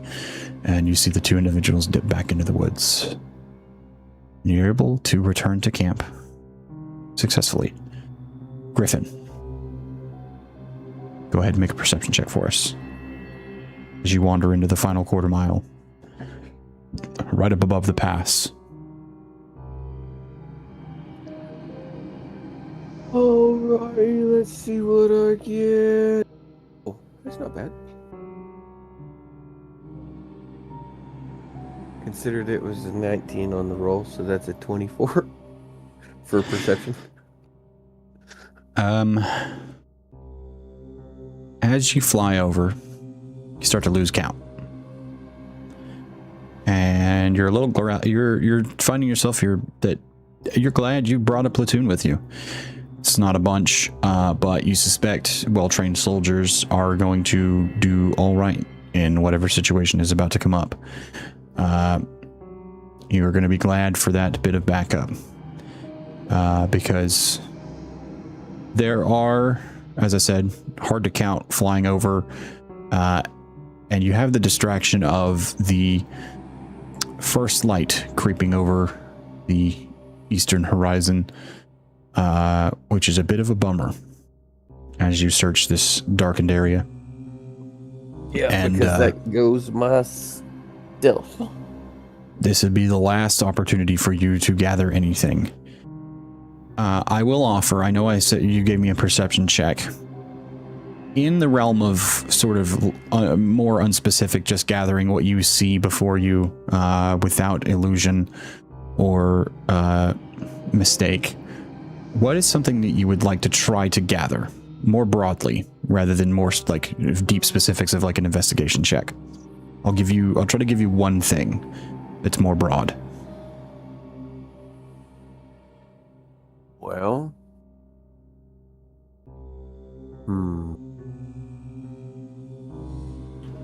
because the camps stop at that point. In this last quarter mile, it does become individuals in spots and areas. It's hard to tell exactly where, as it's like dark below you. You're seeing the light, but they probably can't even see it yet, considering the area and the trees. honestly, the first thing that comes to mind, and if anybody has a better idea, I would definitely look for it, was the path that they used to move the carts.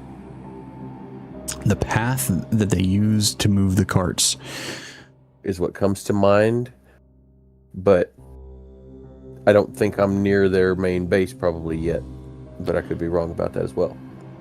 You don't see at the pass, like the front of the pass itself, or in the woods leading up to it, a specific way that they gather the carts up above. But when you fly into the pass area, if you are willing to Risk it for the biscuit. Risk it for the biscuit. It wouldn't be delving.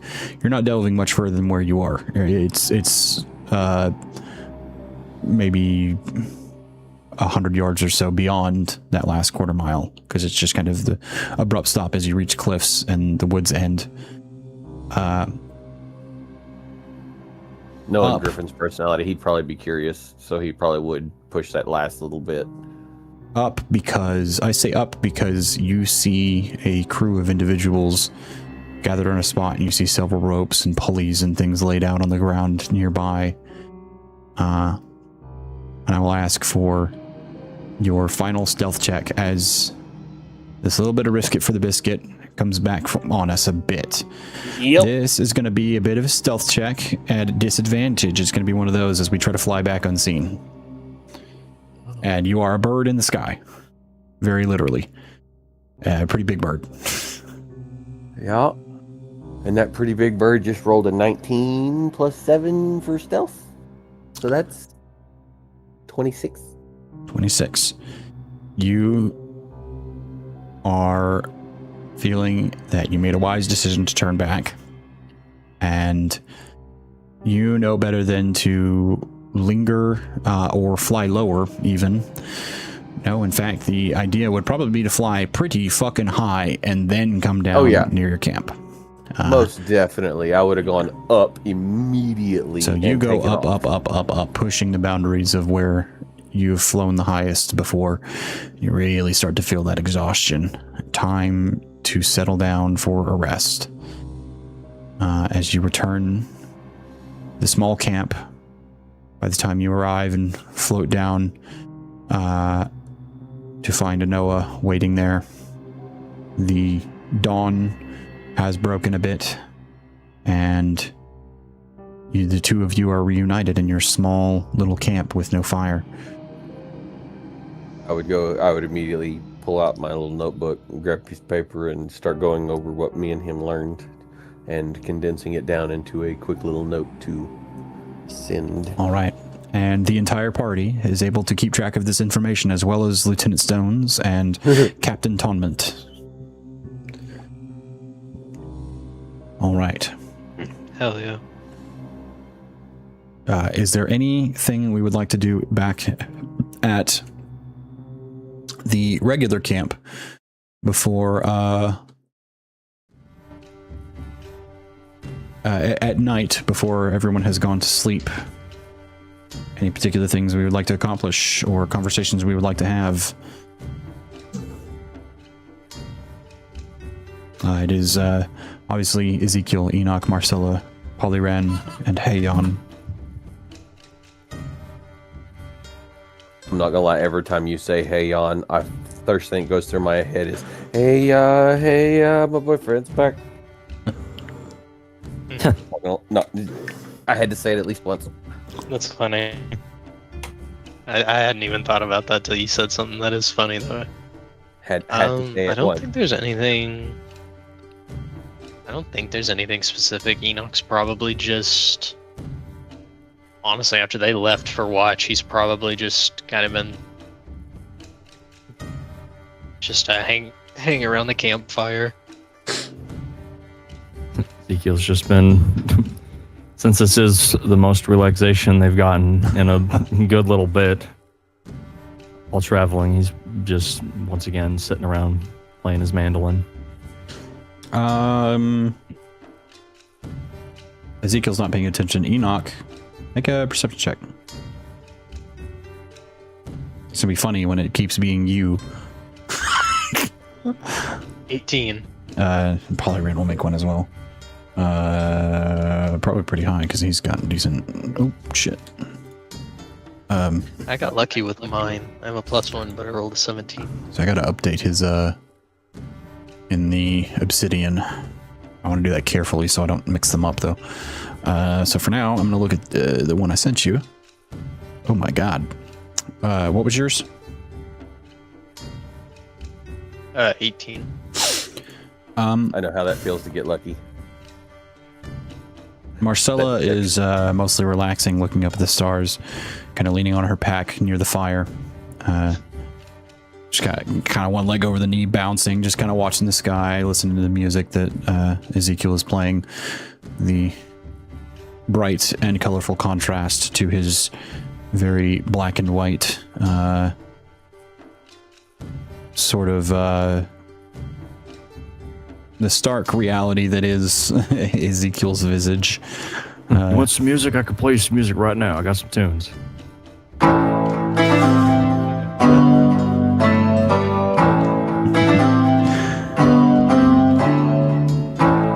As he plays on. Lower it while you talk, Bill. There you go. Ezekiel plays on. And you notice Hayon pulling a little bit of a loner and kind of sitting back away from the fire.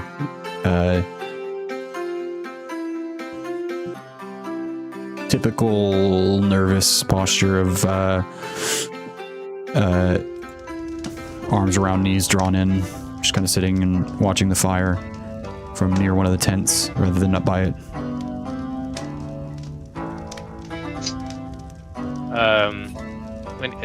When Enoch looks over and sees her just kind of sitting alone, he'll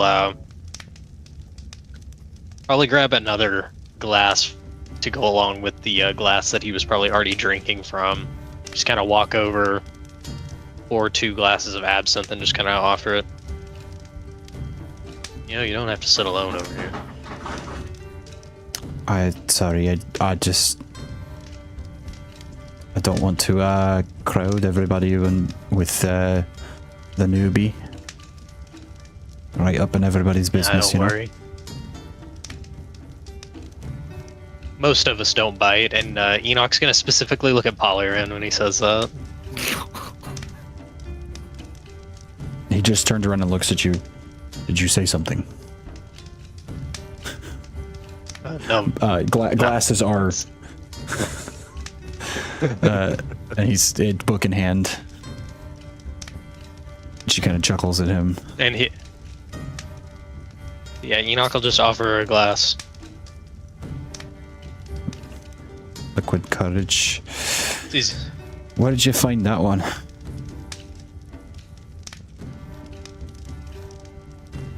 He just holds the bottle up.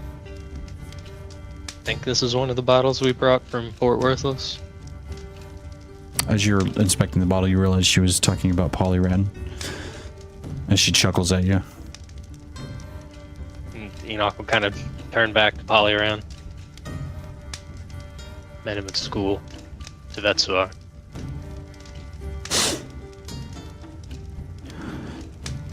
That's kind of funny. I'm just imagining a rock reading books and learning. A rock reading paper.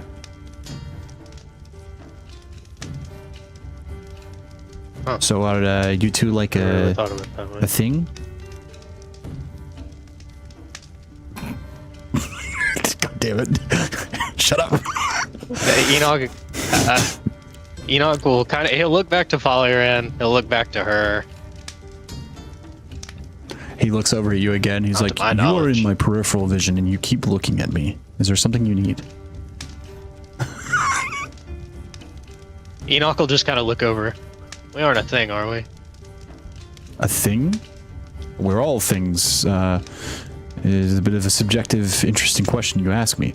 I did read a book once that delved into the subject, discussing the matters of, and he's going to keep going, by the way. I was about He's to not say, gonna stop. as he's doing that, Enoch will just kind of hold his hands out and look to her.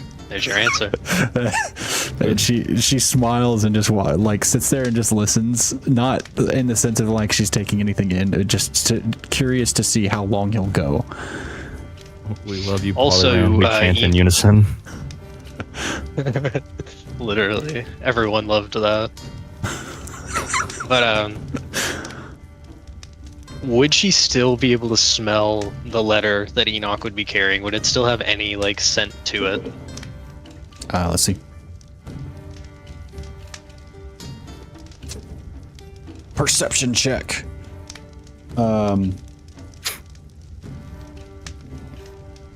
Sitting nearby you, yeah, she can smell it. God damn, that is a heavily perfumed letter. Well, he's close, and it's heavily perfumed. It's the cinnamon.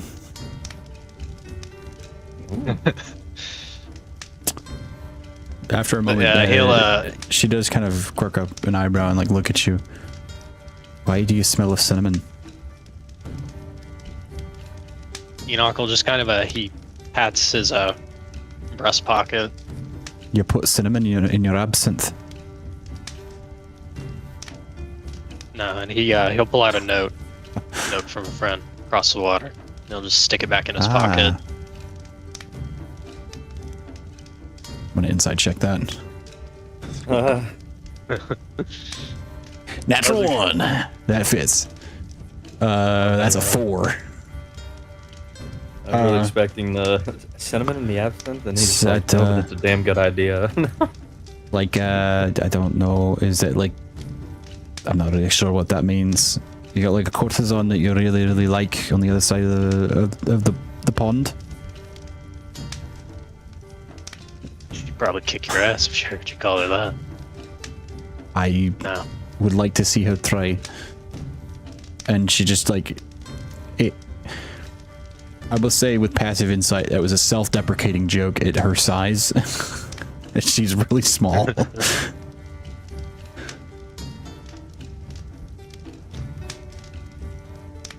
He'll just he pours a bit more in his glass and takes a sip. And he'll just once again just kind of point to the fire.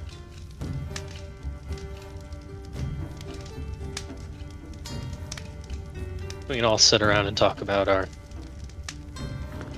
crazy past we like to forget, or even better, crazy shit we gotta do tomorrow. Yes, indeed. Crazy shit. Doesn't look away from the book this time. Marcella is like kind of picking at her fingernails. She's still laying on her back looking up above her, and she's just, yeah, they hung my dad. Yeah, he killed some guys because they were fucking with their fish, and he killed them, and then they hung him in the street. It was pretty terrible. Severely traumatized by it. Sorry, did I say that out loud? It is just an immediate. Huh? Huh? Like he knows it was so sudden. He's just.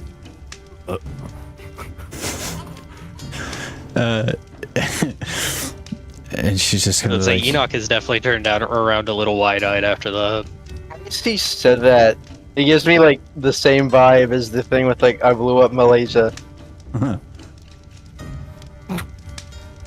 Just no prior build up, just out there. She, Heian gets up and she kind of sits closer to the fire. She kind of sits crisscross and kind of looks at it for a while. That mesmerizing flicker of light. And she just kind of looks at you, Enoch. And she's, well, I mean, I don't know how much I just would want to blurt out like that, but I mean, I used to be, I used to be a maid in a household and up in Fort Mercer, where my father lives, but it didn't work out.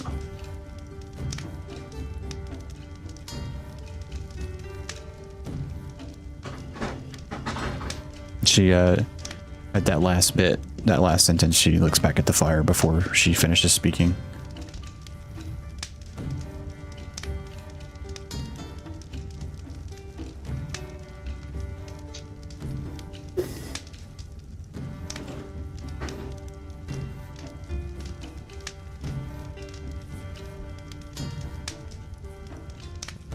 Enoch will just kind of walk up to the fire, kind of not sit on the ground, but just kind of like squat, arms on his knees in front of the fire, just kind of look into it.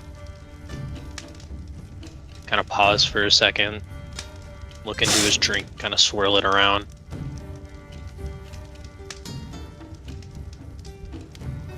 A lot of people got hurt. That's something I did. Something I could have prevented. I didn't. He'll kind of begin to kind of rub some of the exposed parts of his hands where the bandages don't quite cover. It's not. He won't look up at anybody. He's just continuously looking at the fire. And I'd even say for a split second the fire fades from like its normal like yellowish, reddish hue to just a green fire. Little bits of dust coming up as he's looking into it.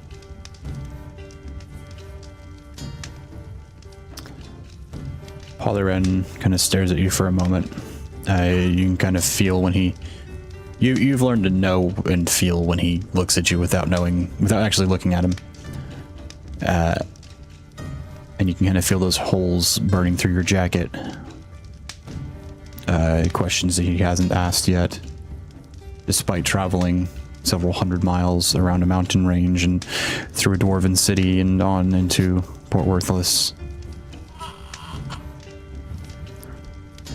But he just simply says, "You have yet to mention exactly the details of this.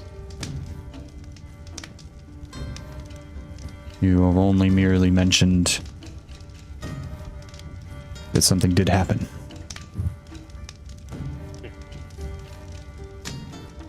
Well, I propose an idea. The D6 I just rolled.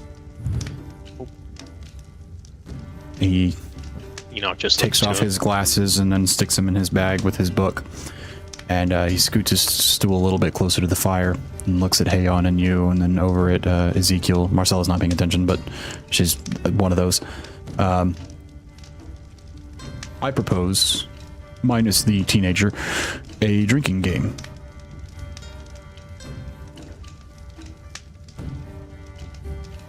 And he waits and he goes, I should share. Perhaps we share something we don't entirely or necessarily want to share, but it is not at true detriment to ourselves.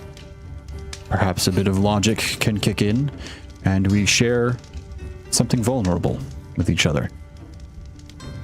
I would say, if it is not presuming too much, we are becoming something of familiar acquaintances, I would say.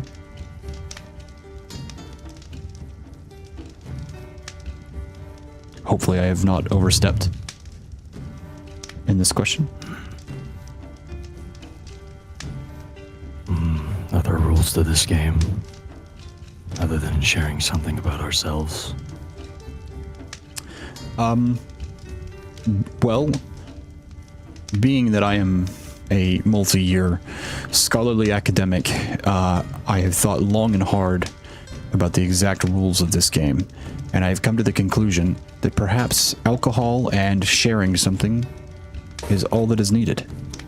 Less a game and more an opportunity to share. Though I miss our Owlin friend and our strange friend from elsewhere for this game, but perhaps we can play it again another time. I was gonna ask if, like, I still wanted to take part in, like, the sharing thing, but just... Oh, you guys aren't there. You guys are up, like... Okay. What was it? 57 miles up north. We're currently resting. traveling away. Yeah, you guys are elsewhere. We've got an 8-hour travel before This we is- get to where we were scouting. This is actually, when this is happening, is actually shortly after you guys left. So it's about 12:30-ish. He sits up and he says, I will start. He extends his hand to you, Enoch. Oh, is he asking for a drink? He is. Enoch will grab him a cup or a glass, pour him a drink, and then hand it to him. You will hold it up and look at it. It will surprise you that this will be my first drink. And he doesn't think about it. He knocks it back. And he, like, Oh, Jesus. Have you ever seen a stone turn into a raisin? Because he... I just swallows. I feel as though I might begin to understand things beyond the pain like this. Interesting solution to imbibe. It's your first drink. Of course, it's not gonna taste good. I am originally from... Excuse me for being a bit boring, but I will share what I can. I'm originally from the city of Greystone. I am a very distant, but a relative of his lordship himself, Lord Greystone. My family having been a distant relation of his for some time, crossing over from realms beyond. Though my family has never told me where my ancient family originated from, those of them that are still alive have moved on to different places in the world, and I cannot make correspondence with them. Though I have here 2 or 3 of my great-great-great-great-grandfathers or so on exist out there somewhere. I don't know exactly which plane we originate from. I know stone folk can come from multiple different places. Though I suspect my family comes from the plane of, one of the in-between planes. A sort of stone plane, if you will, an earth elemental. Or perhaps we are just from the earth elemental plane. I am not entirely certain. What can I share? Sensitive. I feel like I should do better. I stole the book I gave to Ezekiel. He kind of pauses. You see a little flicker of something you haven't seen yet. Perhaps the vulnerability of quickly taking a shot for the first time ever. I was... And he looks at you, Enoch. Briefly due to be married. And it was a research partner of that time. And it did not work out well. It was a bit hastily decided and a hastily woven together relationship. And we have both since learned to regret that decision and that relationship. So we were terrible for each other. And we have both learned much since. And not without pain. And he raises his empty glass, hands it off. He reaches out to hand it to the next person. You do not have to share as much as I did, but perhaps I was trying to share an equivalent as much as I could. Enoch will nod and take the glass and begin to fill it. Thank you for sharing, friend. And as he takes the glass, he'll take it for a second and he'll put a hand on Halloran's shoulder and just kind of tap it. As he sits down and fills the glass, and he will look around for a second to see if anybody reaches for the glass, but if not, Enoch will stand up and... I just wanted to give the opportunity in case someone else wanted to before I went in with it. Because he does like kind of offer it around at first. So, yeah, so he would offer it to like... Would it just be Hayon then? Or Enoch? Ezekiel or Hayon, whoever has an open hand. Marcella's and Ezekiel's been exempted by the moderator of the game. You see Ezekiel staring so at the fire, with Ezekiel thinking. So he's thinking, does Hayon look like she like reaches for the glass after he finishes it and kind of offers it to either You suspect a level of comfortability with the game being played, but hasn't reached for it yet. Then, seeing that, Enoch will put the bottle down, hold the glass in his hand, and then lift it up.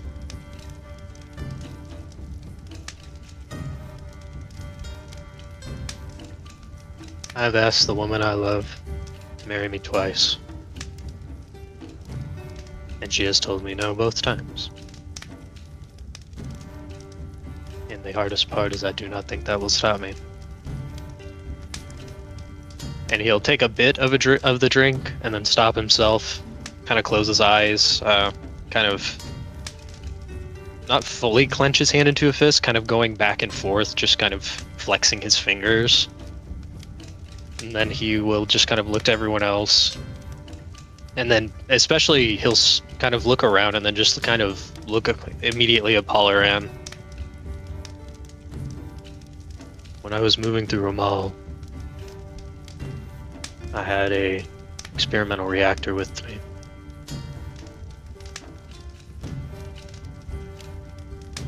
And as we were traveling, we stopped for supplies near a town.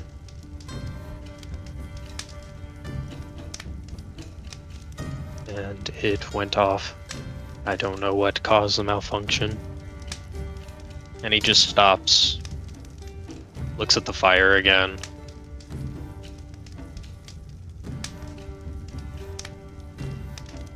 The entire city was reduced to glass.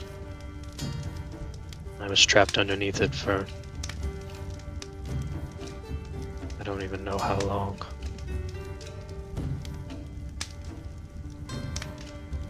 I had to claw my way out.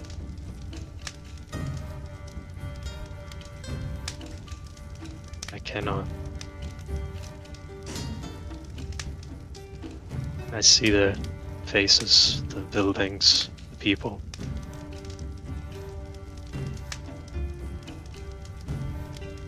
And yet here I am. And he looks at his left hand. Why me? Why does the monster get to live? And he'll take a drink, pour out another one, and then just kind of slowly pour it out into the fire. Then pour another one, and then just kind of sit back down.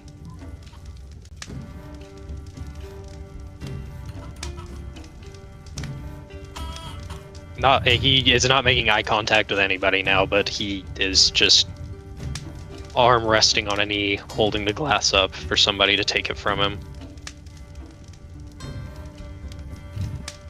Ezekiel walks over and sits next to him. Kind of pats his back, reaches for the glass. As Ezekiel grabs it, Enoch will kind of shudder as his as his hands are, he is visibly shaking as you go to take it from him. But as you grab it, he stops for a moment, just kind of lets it go, and just nods. I would say, as you pass this glass off, you're having a visceral reaction of disgust at what happened. But in the back of your mind, not your emotion, but somebody else's, is feeling a deep sense of satisfaction at the idea of blowing up an entire town.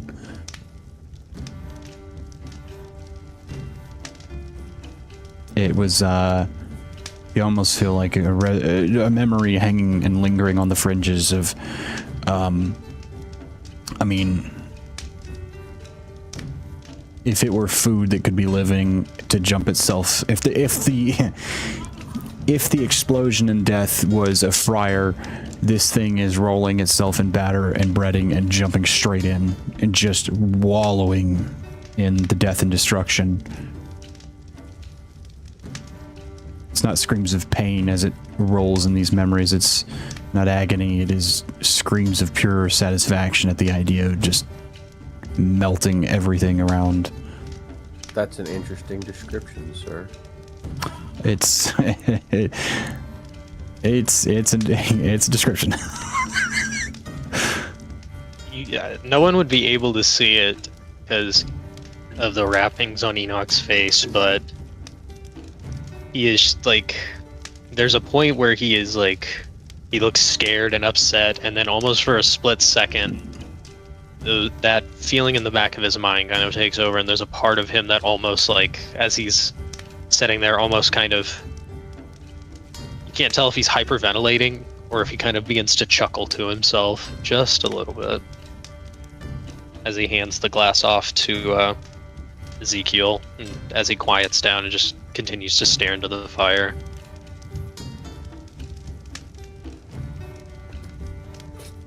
Ezekiel takes a glass, pours himself a drink, knocks it back, then pours another one.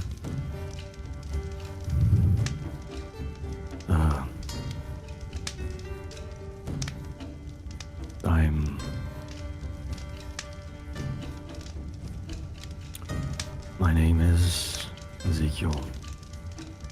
Just Ezekiel. I do not have a family name, for my home was the Isle of Inmanta, and there I grew up an orphan. And whenever I finally became old enough, I was a farmer. And I was also married. When you said, when you got to the part about not having a surname and being an orphan, Marcella has sat up and is now watching you very warily, taking in every word. Yes, I was once married. I guess technically I still am, but certain events have caused me to flee. Flee into being a mercenary. Fleeing into getting my hands on this book. Further beyond. Before I eventually reached my way to Arcanesia, where I met my master, and how he showed me how the abilities I have been granted could be used.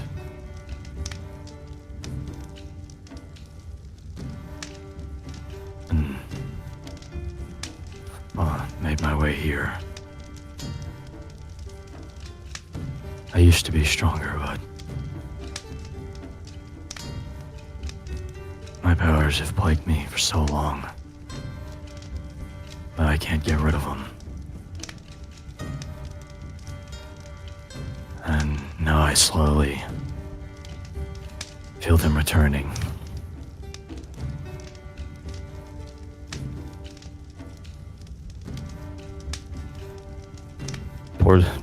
knocks back that glassy once again. You may have almost forgotten that he was here, but the councilman extends his hand for the glass. He holds it up to him. He pours him a drink. He knocks it back. I never wanted this job. Never wanted to be a councilman or the owner of a business or run the trade. This trade was my father's business. I wanted to, wander the world. Make observations and study. I am, it's no secret, I'm a bard in my own right. Not in the sense of like anybody else, you know, I don't write songs or poetry. I don't write grand epics. I just observe the world. I like the thought of giving description of things that are going on, things that have happened, people. What are they like? I have, at any given time,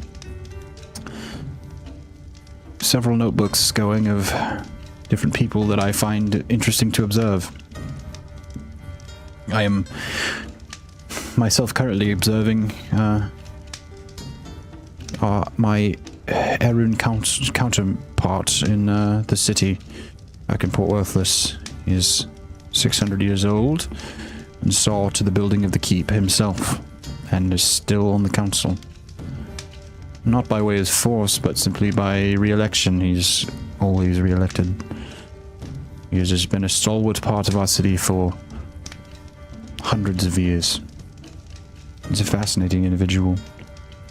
I think there's something interesting in a story. I would, I like the idea of being called, you know, now the storyteller or something romantic like that. I think every story deserves a little bit of romance in its telling, don't you think?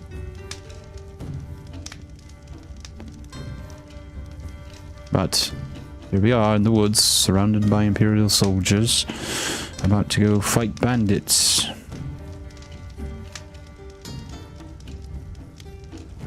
Here I am.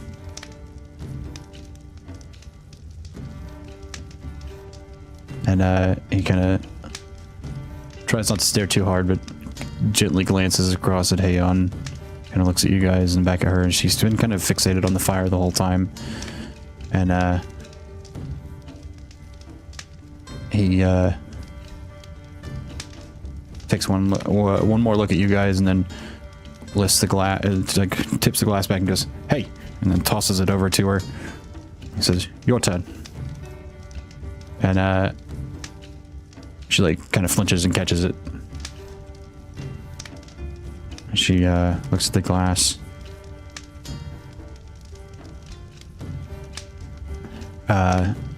You see her reach, and she grabs some kind of handkerchief, wipes the glass. You see that Enoch, you see that habit kicking in as she does that. She didn't even realize she did it. And she reaches for the bottle, pours a drink, knocks it back, makes a face. It's probably not her drink of choice, but doesn't say anything.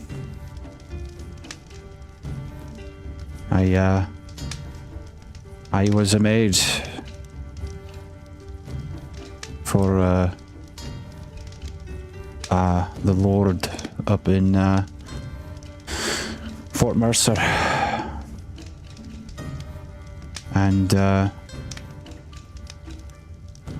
my father was a military man, and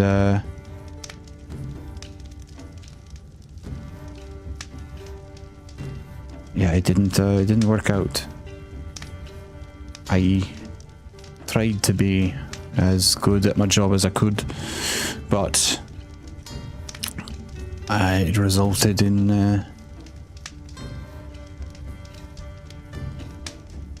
well, I don't know. I'm very stubborn. I can't be told what to do very well. I'm very... I don't know, I'm very much my own person. I don't listen to things well. And, this sent the Lord of Fort Mercer into a bit of a psychotic fury. And he casts me out. I will say Ezekiel. And I'll say Marcella as well. History check.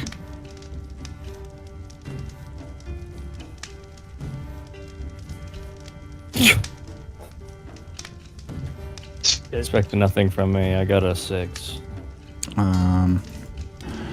Hayon got a 22.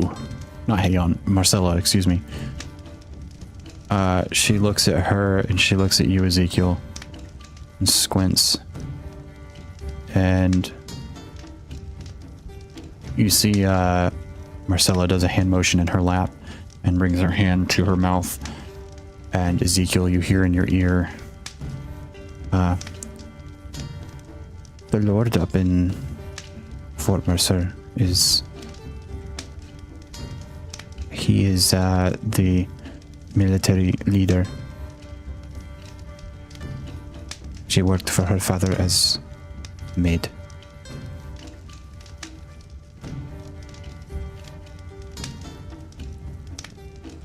And she kind of stares at you for a moment, waiting for the message to cross into your head.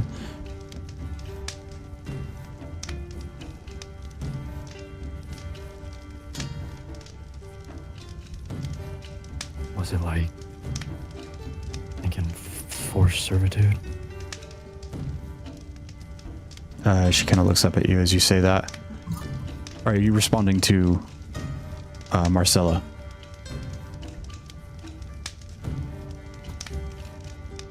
It's about my best guess right now. I was writing notes for a second.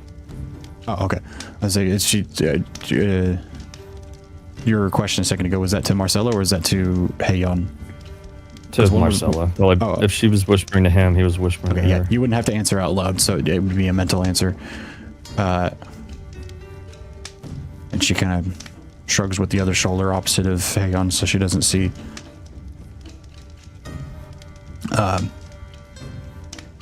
Pollyran looks around and he goes, I've had another idea. But not for this time. Nope, that's the wrong voice. That's the fucking councilman. God damn it. So many NPCs. He says, I've had another idea for a addendum to the game. But I think I would like to hold it for the next time we play with our entire group. The added rules. I think the drinker asks a question of one of the others. But it is late. And we have, well, there's no other way of putting it, a military operation to attend to tomorrow. And I do not wish to do that while tired. I myself thank all of you for sharing. And he reaches over and touches Marcella's shoulder. Not Marcella, Hayon. She flinches when he touches, by the way. Enoch, I guess you're the most familiar so far. And Ezekiel also, because you're across, kind of looking towards her. You two make an insight check.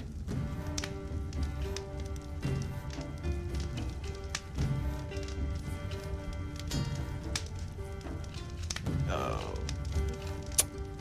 9. No idea. She flinched for some reason. God damn, fucking dice. That was a 16? With a 16, you don't know. It's... You obviously don't know the reason, but... to have someone who's been sitting next to you the whole time, and you're comfortable next to them, and to watch somebody flinch so actively at them being touched, it can't be good. For the reason why she flinched. It makes your stomach flip a little bit.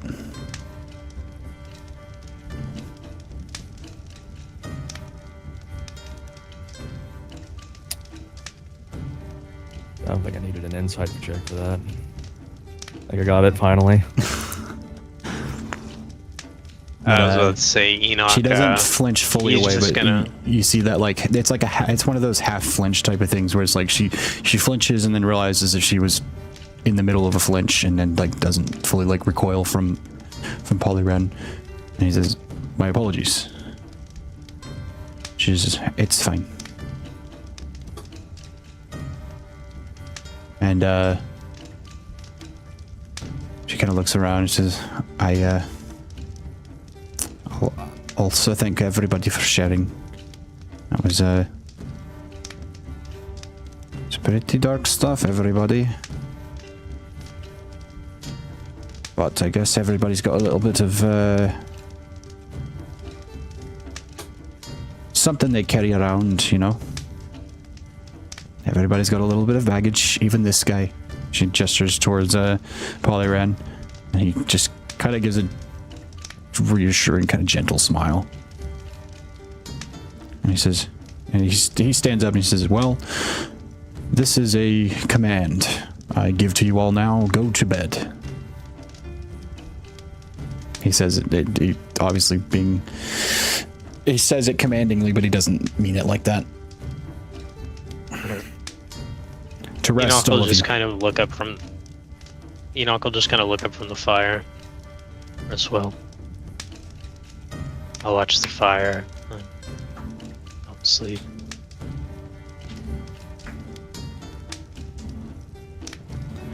All right. I think I'll just make myself comfortable here. And Ezekiel props his bags up, pillow, probably next to whatever they're sitting on. Already has the bottle.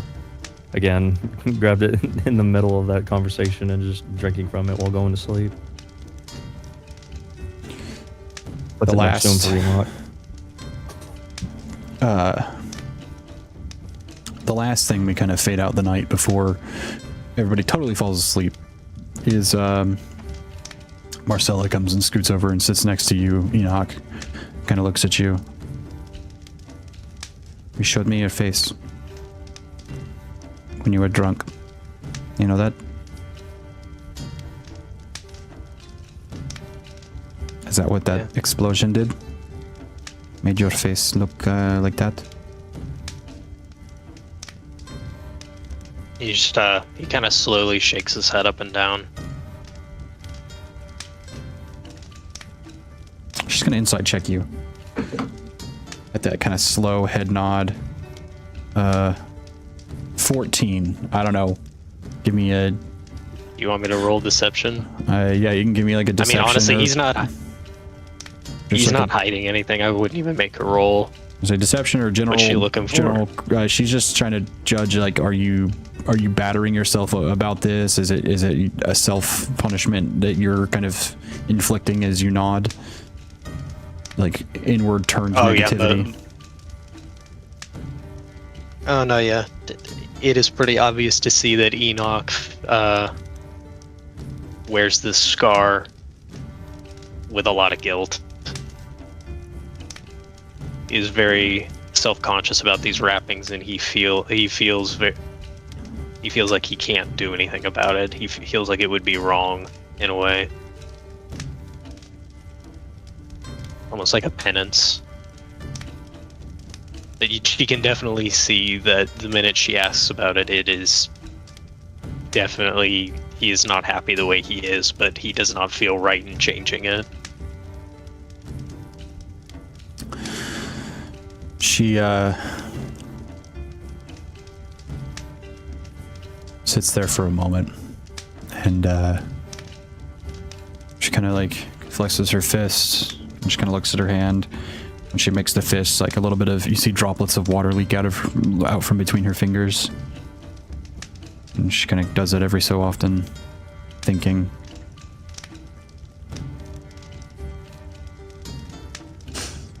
You know, accidents happen.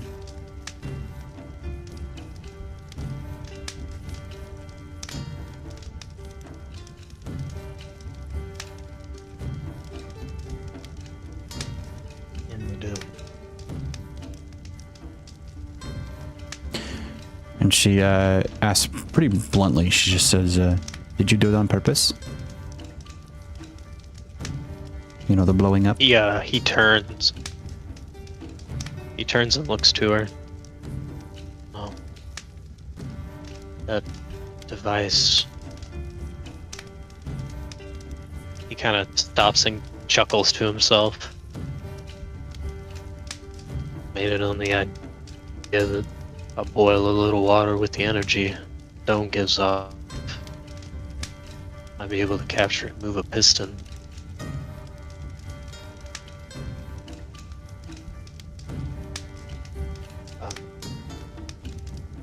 And he, after he says that, he just looks to her. I wanted to make something to help people. All it did was hurt, kill so many.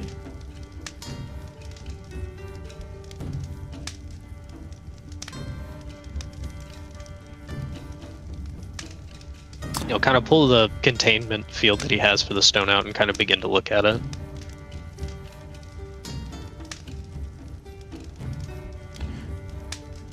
I'm not super science whiz. I mean, I understand the sort of arcane. You know, what Ezekiel teaches me. It makes sense. So, I guess in a way, I understand. Like, I didn't know what it was going to do. It's like spell research. Sometimes it goes bad. There have been mages that have killed on accident before. Sure, it bogged them down and hurt for the rest of their days, but you learned something.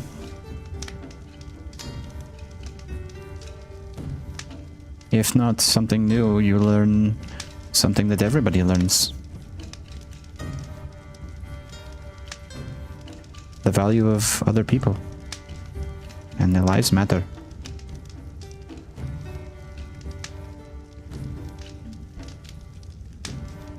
That's how I feel.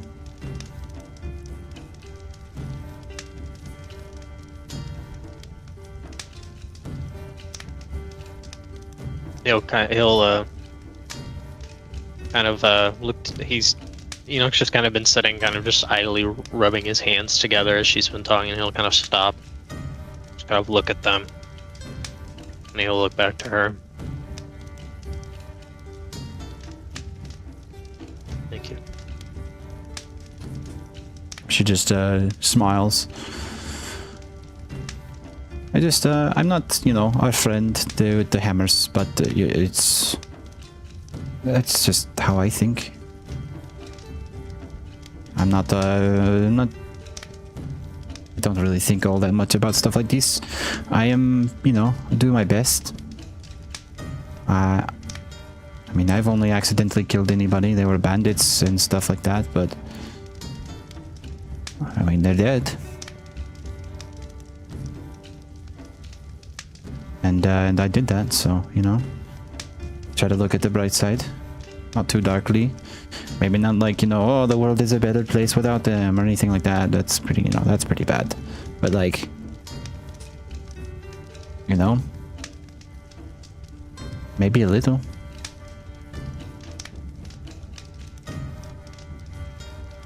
I kept myself alive. And you didn't mean to hurt anybody. And you're alive. I guess, I don't know. I would want to ask myself, you know, what am I gonna do about it? What's the next step?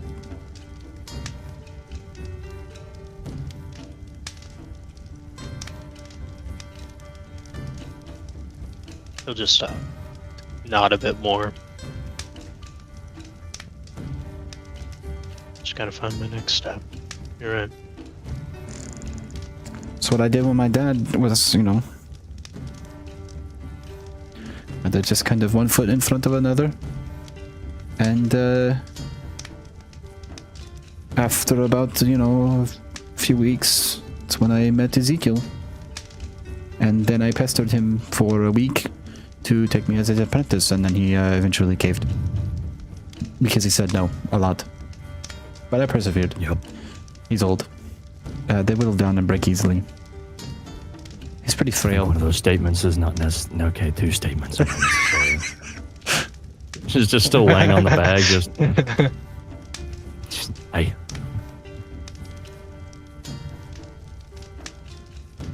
And she doesn't look at Ezekiel as she says it. She looks at you, Enoch, and she says, and in a way, he's kind of picked up where my dad left off. He taught me a lot. And it's very clear that, like, she's saying he taught me a lot, and she's not being specific about one or the other.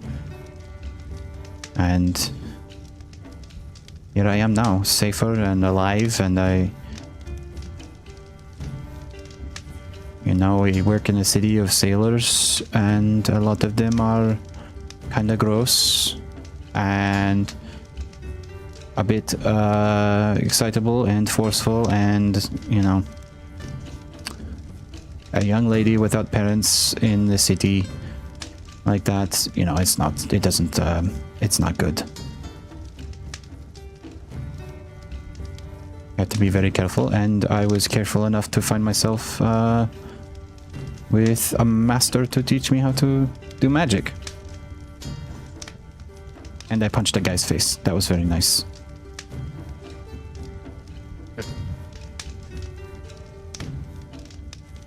After she finishes saying that, Enoch will pick up the bottle and he'll reach down and pour Ezekiel another glass as she's telling her story. Eyes closed, hears the glass being poured, and you hear just the subtle liquid coming towards his way, reaches out for the glass.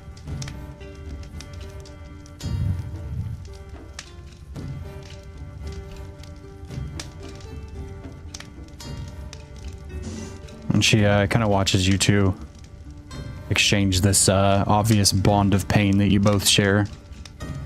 And she walks past you, Enoch, and pats you on the shoulder. And she kneels down, and it's very much the, like, it's the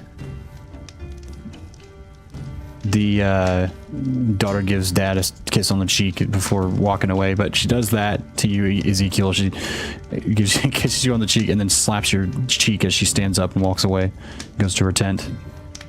Ruffles her hair as she leaves.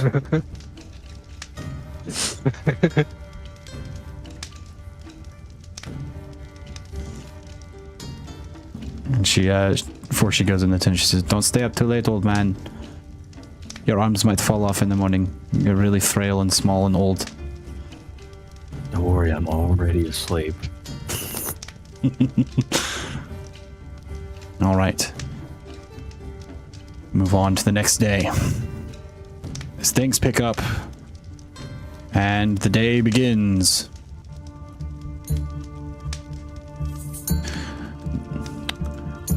The camp begins to break down, and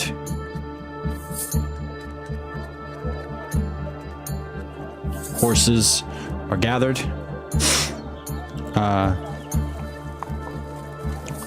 Wagons are hitched. You are carefully placed back in your wagon again, under the guise of a squad moving you into it. And the caravan begins to head north again.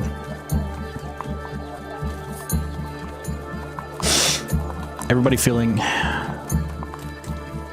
probably, I would imagine, a little less distant from everybody else in the cart this morning.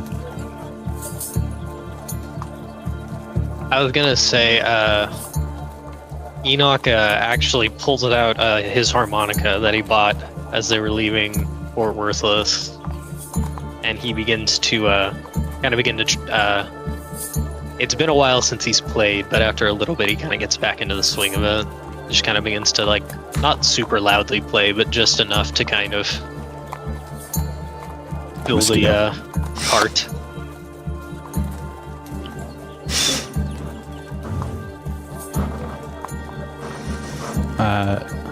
Heion kind of watches you as you play, intrigued by the lifting of the mask to play it and all of that. And we move north. Bit by bit. I'm gonna go meet up with our squad mates. Noah and Griffin are gonna see us, and they're gonna be like, "Damn, you guys look so trauma bonded." Don't worry, there is more trauma bond to come.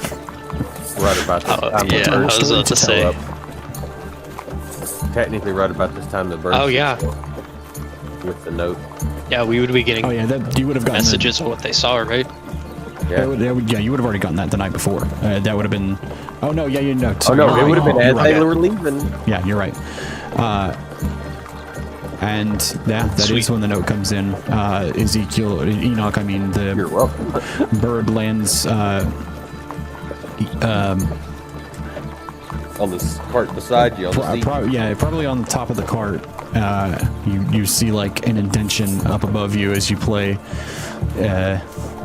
and you see a sort of poking happening at the top of the canvas. Let me in. I know you're in there. Enoch will just kind of open a part of the canvas to let the bird in. It jumps down onto the end of the floorboards there in the wagon. Note wrapped around its leg as it looks up at you and looks around at everybody. Very bird-like, as it is a bird. Enoch will reach into his pocket and take a little bit of like some of the dried meat he has from his rations, and I give it to the bird as he takes the note. Thank you, my friend. Eats it happily and quickly, surprisingly quick. But you know that kind of makes sense for how fast you've seen this bird move. It tends to move with, even now sitting still, with sort of unnatural speed. To give you a above table sort of description, just imagine Barry Allen eating food while like using his speed. There you have it. The bird doth vibrate. Hey, you said it was just the one note was on his leg? Yeah, just one larger note from the other two, scrawled by Griffin, and you get the two accounts of what they have seen out there and how many to expect rolling up.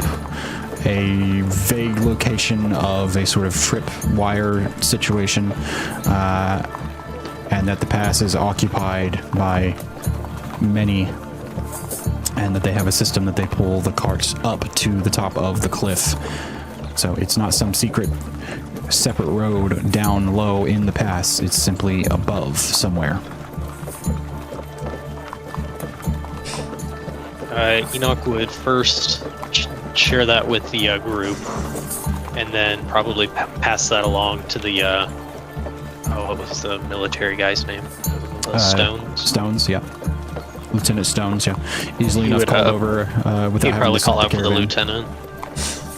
He rides over on his Call horse. him over and explain it to him. Takes the invitation, takes it, and he says, back down in the cart. I will see to it that this information is used wisely. You see him kind of trot off. About how far are we before Enoch needs to start pulling the cart with Duke? You're not Does he even need to close. start This doing is that like, you guys have just started Okay, cool. traveling. Like the journey starts and the note comes in.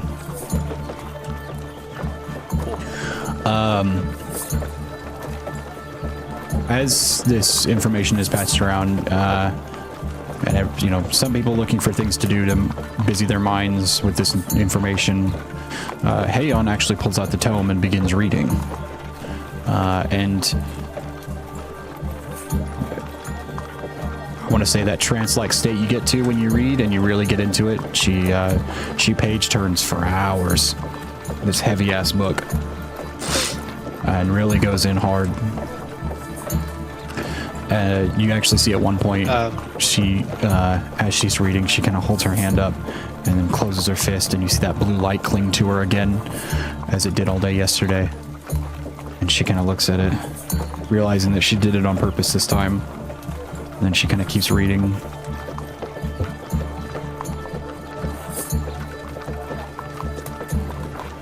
Enoch will kind of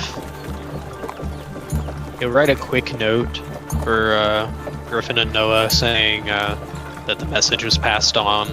We'll be prepared, and that we just broke down camp and we're heading that way. Arise And I will say, enough. if anybody did want to insight check Enoch there, you could, as he was like checking, like he was getting the note from the You were bird and hoping it was something everything. else. That's my Yeah, only- he it's was like, definitely that's my above board thing, since I'm not there. he was hoping for a different kind of note. Oh, I see. Oh, yeah, he definitely, I'll roll insight. Yeah, go ahead and roll it. I want to see. You know me, the master of horrible fucking rolls. Oh, wait. The 15.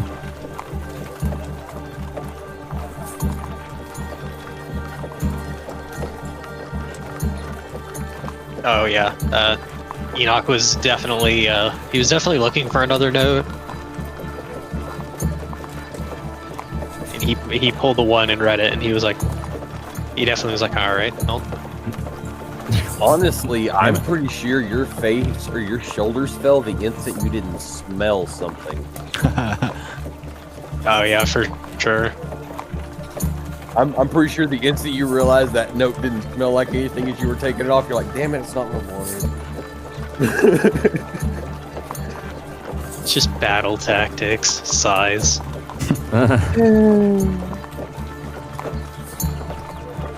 But then yeah, after that he would tie his note to the bird's leg, give it a bit more dried meat, and then just I guess he would help it get through the top of the canopy again so it could take off easier. Yeah, it takes off and heads north, arriving within minutes to you, Griffin. As I'm unrolling the bed, I just sent him off to unroll. It's so quick, I literally just unrolled it, he got back. Yeah, pretty much. Yeah, you send him out. It's like a really slow text message. You know, it goes out and comes back eventually. But to you, it's like lightning, much like that bird. As you receive your message back. And Ezekiel, as you kind of wallow in your self-pity, hating the lack of returned message, you see the tent flap open, or not tent flap, the cart flap, and you see the face of one Stones, who's kind of like looking a little shifty, and he's just kind of like, I believe you. He just hands the note in a personal message, I think. Enoch will kind of take it, look it over. Does Okay. it fill the room? Fill the... It does Yeah, not. yeah, The mysteriously. last one and this one were not perfumed. It was only that first one. But the, you know, I mean, it comes with the emotion of the message shifting. Then he'll just lean back, open it, and begin to read it. Okay. I will get that to you. As we ride on, and the distance is closed up to the destination in mind.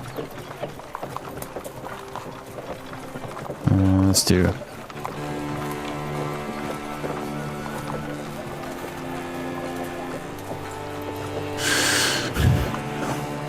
Eventually, Stones returns again, seeming to have hopped off his horse and fully enters the wagon with you, and kind of takes a knee in the center, down the center aisle, and kind of looking at all of you.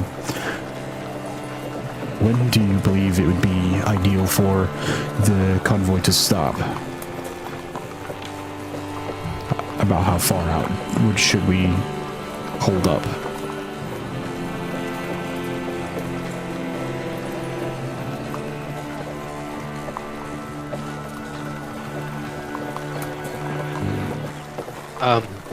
How fast would your men be able to mobilize in the event that we needed reinforcements? Well, within some amount of time before we arrive, I intend to have them fully arm and prepare themselves for a fight upon jumping out of a wagon. They should be immediately prepared for battle. About how far away are we from where we intend to spring this trap? It kind of looks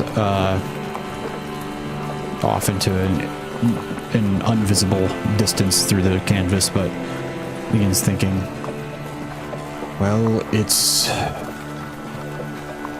nearly midday.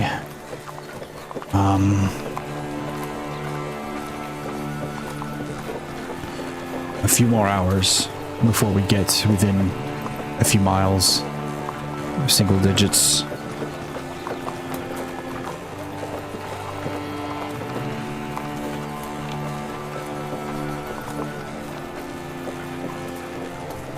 Perhaps I should go ahead and take the decoy card and begin to ride ahead. They will more than likely track me. It would probably be in our best interest for them to believe that I am alone, not well defended.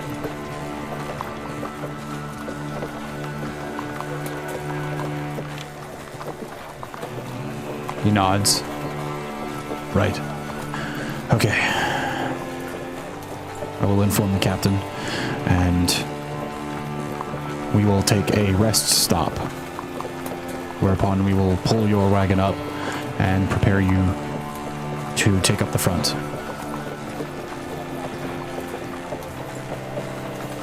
Enoch will nod. Okay. And then the second the doors of the wagon close, he's pouring himself a very large glass of absinthe and downing it. Haeyeon does look up from her reading for a brief moment. She's kind of up from it rather than looking directly at you, and she kind of like watches you take that drink.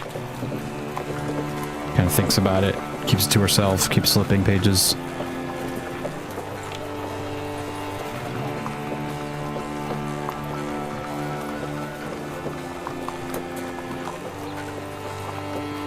Yeah, But Enoch is just gonna, after having that drink, he's going to just kind of sit there, kind of just center himself, calm his nerves. All right. The switch is made. You sit in a familiar position just behind Duke on a cart, rolling up a road out in the middle of nowhere. By this time, would we have woken up? I would say by the time they are beginning, not yet, but well, how long do you rest? Would I have been able to have my bird fly overhead and wait until they get close enough and then come wake me up? Do you think it'd be trained enough to do that? Well, how long do you rest for? Well, you said that they were going to have an 8-hour trip ahead of them to get to us. Right. Isn't that basically a long rest? And she said I was I was checking because I wasn't sure if you take a shorter rest or not. I'd forgotten. There's so many people that take smaller rests, half rests, if you will. Not I. Okay. That's perfect. With the time that you're going to sleep and the time they got rolling and the fact that they have to stop and make this switch, you, based on the messages or whatever, if you intended to get a full sleep, you would know and be able to send messages back and forth at the time of waking to know that they are still a little ways out, and you would be able to go and rejoin them if you wished, or just wait for you. I figure if we set up in preparation where we are closer to where they are, it might be better. What say you, Robert? That way we're not exhausted trying to get back to them and then rejoin them. They can pass by us and we'll join on as they come by.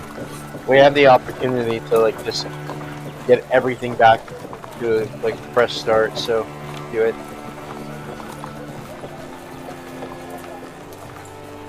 Yeah, so we'll just set up somewhere nearby the road where they're going to come by and wait for them to come by, and we'll just join them. Okay. So with this message relayed, that time nears. I will say, as we reach this point, that 3-mile radius area, Noah and Griffin, as you pack up camp and head towards a meeting point on the road, give me another stealth check.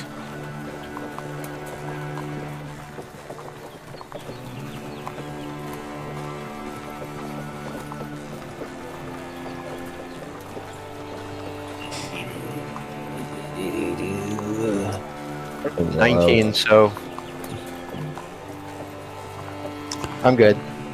19. Very good, very good. I tied with him. Well, 19 plus 9, that's like a 38.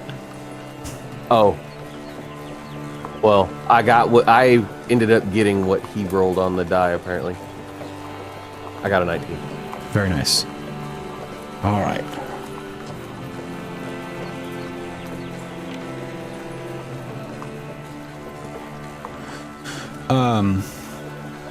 As we roll on here,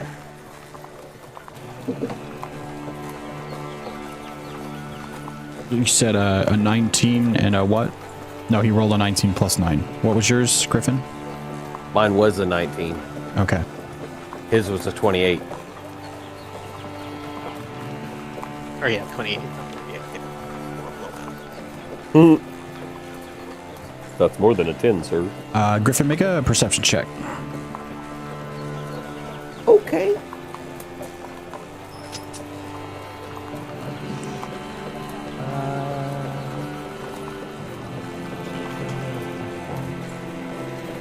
So that is 30-20.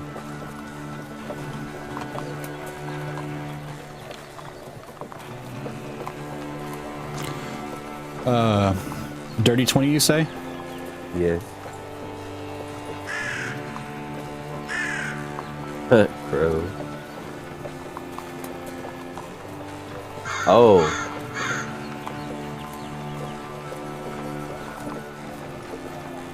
I'm here. Am I hearing the actual crows? Did You're you hearing hit that. Okay. You haven't heard a That's what crow I thought yet. you were doing. Oh, so they're sending signals. They know they're coming. Or they know I'm here. You sit and think about that for a second. Kind of that moment to freeze in your tracks and think. You guys picked up camp, started to move. No problem for Noah.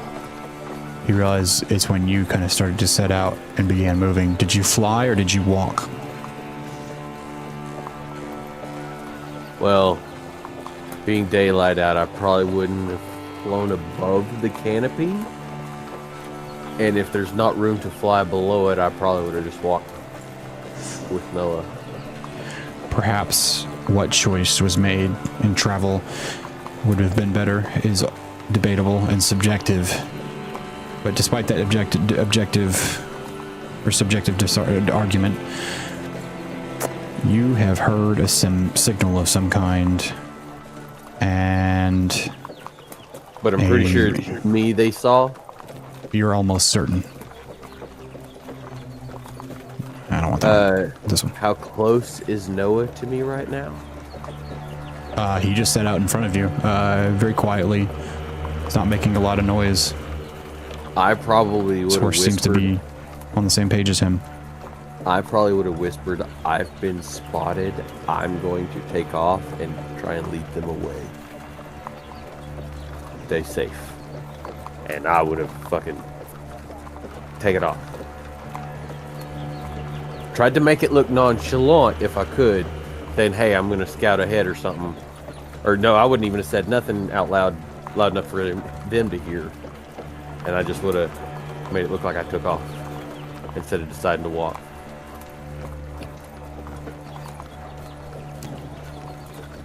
All right. Heading out at a rapid pace, Noah, you head to intercept, as well as Griffin in his own way. Signals chasing your ears into the distance. Enoch. You get within Yes. that roughly 3-mile radius that you know about, and then you see pretty easily, as I'm sure he wants to stand out so that you can see him.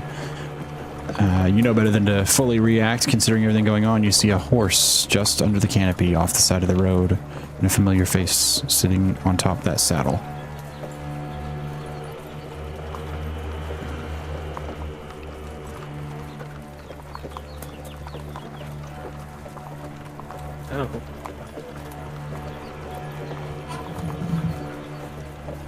Oh.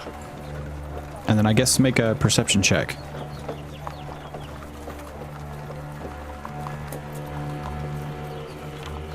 I'm gonna use my inspiration. That was a fucking 4.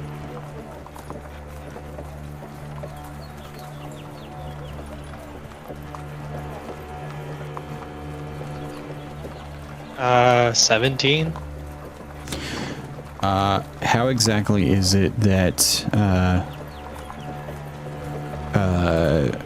Griffin has chosen to return? What exact manner? Do you just kind of barrel straight for the convoy, or how exactly are you doing this? Oh no, I would have tried to lead them away from the convoy in an opposite direction and go So around it like a you've double dash. yet to Or return. dash. Enoch, you notice the absence of Griffin flying in from overhead or walking under the canopy behind him.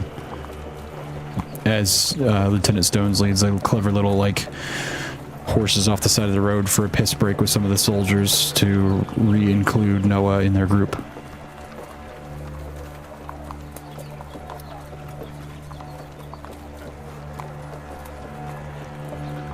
I will slow up my pace, but still begin to ride towards. You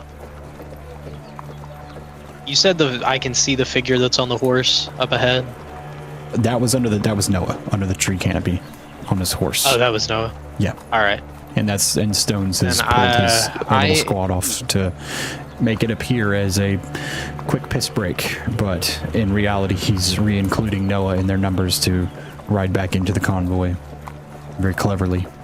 Enoch will do his best to kind of turn his head and try his best not to like immediately run into Noah, but just kind of continue along. Easily done.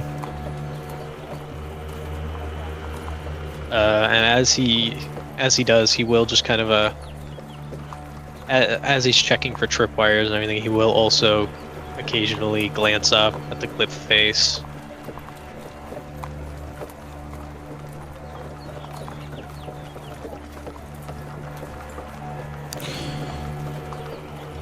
Once you reach and pass second mile and close in on the 1 mile radius of the pass, go ahead and, with the knowledge of it being there at advantage, roll a perception check again.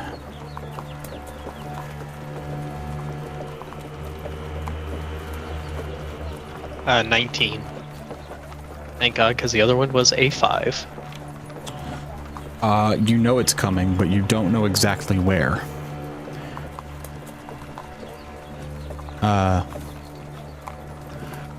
And then you catch it right before you roll over it.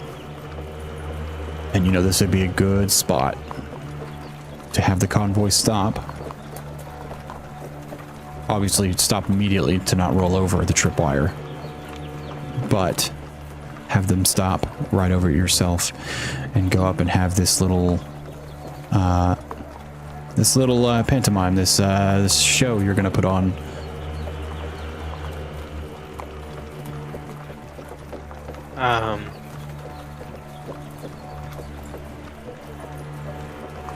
I guess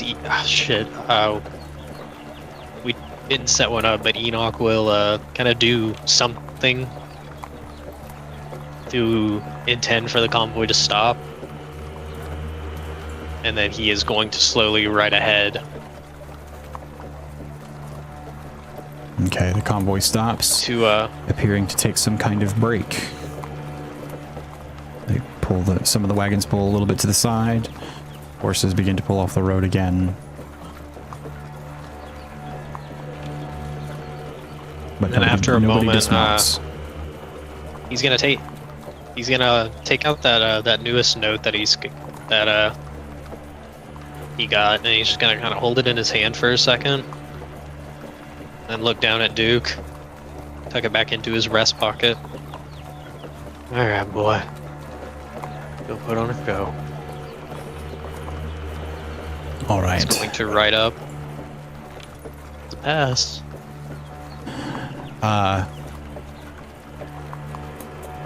As you ride up, cross over that wire, tripping their signal. Unless you intend to cut it. I don't know if you wanted to roll over it on purpose or not. Honestly, I think I do. I want them to know I'm coming because I want them to fire on us so we can see exactly where they are, so we can... You roll over that tripwire. What was your perception check again? It was 19? Yes. Amongst that bird song you've been hearing, all the soldiers get quiet as you kind of ride out of range. The voices fade. You hear that bird song, and then you hear... in a few seconds...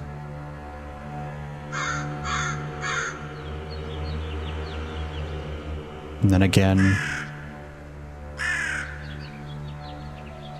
and it echoes off into the distance, and nothing happens. Another quarter mile, quiet, and then another quarter mile. You're almost certain there's something's going to happen now. And as you hit this, just before crossing into that last quarter mile, you hear... and you're almost certain now that that's some kind of signal. That's the one... I was about to say... Enoch has had his foot on the release trigger to release Duke from the thing, but he hasn't, like, pushed down on it. He is just foot resting above it to just, like, all he needs to do is just tap down. All right. Do you continue to ride all the way up to the pass face? I do. All right.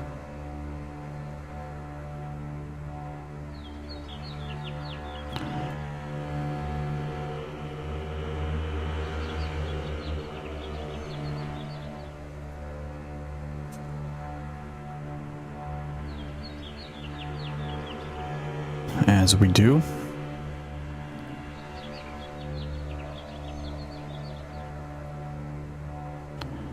let's put let's see.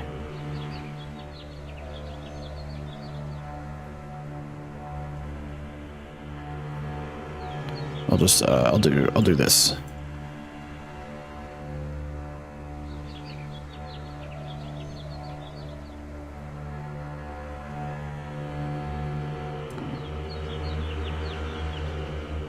By the time he pulled up, would Griffin have come up across where the carts had stopped behind him? Yeah, you would have found you would have pulled up, seeing the. It would have been confusing. Are you flying? Yeah, I probably would have been flying to try and get them to lose my tail. It's a little confusing at first because you're like, you see the dust trail and then you don't see anything, and then you realize they're sitting in the canopy shade under the trees. On the same side of the road as where you approach, and realize that they are waiting, as you don't see that cart out front, nor a large horse, nor a man in wraps. And here is the Vural Pass. Let me increase the size of this a little bit, as it is a cart that you're pulling. Ezekiel, you begin to pull near these walls as they close in around you. That's Enoch. Did I say Ezekiel? I meant Enoch. That's Enoch. I'm gonna attach it to the cart, so just move the cart and Enoch will move for a moment. Well, it is here that I'll say, I guess, give me, you're expecting it. I'll allow a perception check to see if you can, to gauge how much you catch here in this tense moment. Me? Enoch. For Enoch. Oh. 15. 15, you say? All right. Let's see.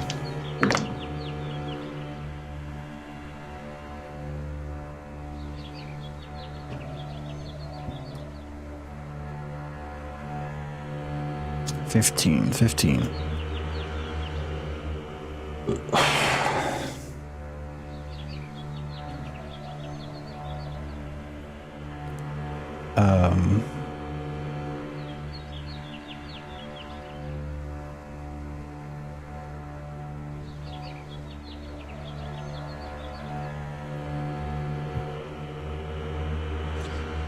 You see nothing, but you catch the distant and concerning rustle of waiting discomfort. For the cart and this operation, I will now ask you to make a deception check with a DC of 13 to beat. You expect it to be shot at, but whether or not it alerts them to more problems is found out right here.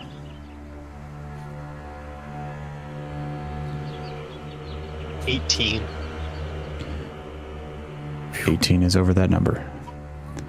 A lone cart rolls through the Viral Pass bravely on its own.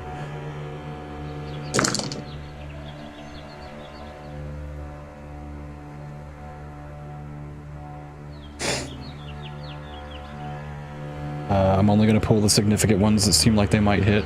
What is your AC, actually? That'll be easier.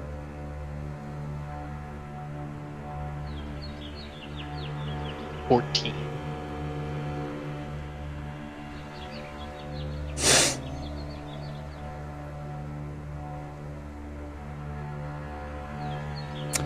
So, a 21. A 14 exactly. And a lot of noise.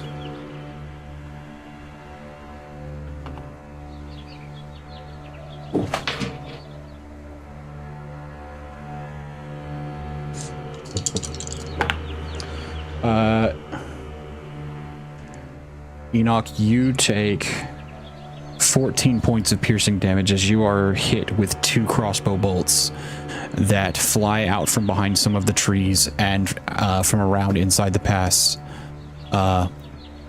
very suddenly.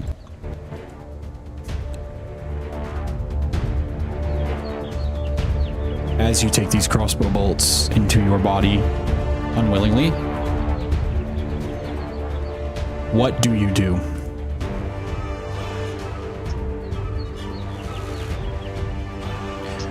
You don't necessarily see where they're at. See?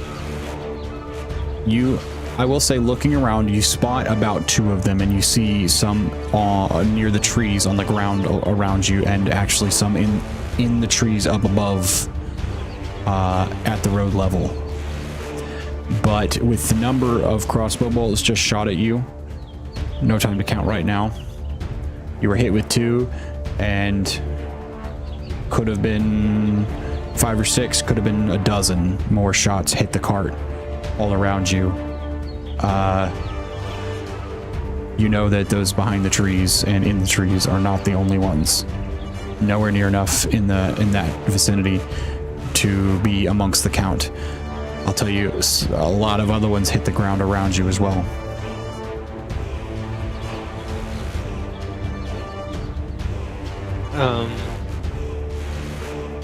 I will have Enoch, after taking the crossbow bolts in the chest, he is going to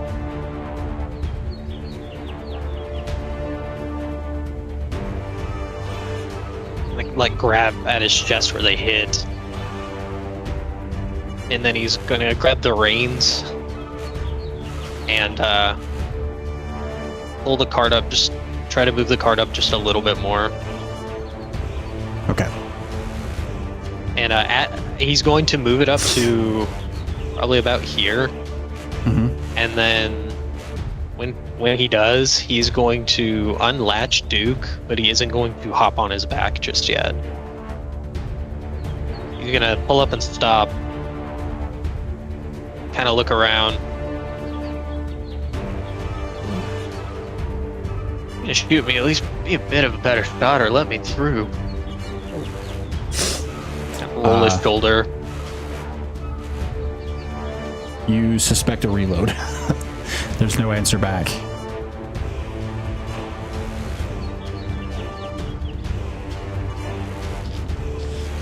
Remember, there have never been survivors. Nope. Incorrect. Oh, wait, there have there's always been survivors. It's the carts that they take every time. That's what. Empty Sorry. or filled with goods. They take the carts no matter what condition. I misremembered. Would you allow me to... I think with realizing that they are in the process of reloading, I think Enoch is going to fire an Eldritch Blast into the air straight up to be kind of a way to alert that the caravan has been attacked. He's gonna hop onto Duke and then probably ride, if you would allow me to kind of ride and pull Duke quickly behind the cart to give us some cover. Yes, this will be made at, I'll say half cover. Because this cart is bigger and taller than Duke is, as it is more of a covered merchant's cart. Gives a very modifications. +2 to AC. And do I need to keep up with my AC as well as Duke's, or do I just need to track mine for right now? Duke is pretty much completely covered. It's you that's the concern. Gotcha. Okay. A 23, an 18, another 18, and the rest hit the cart. A lot of loud thuds.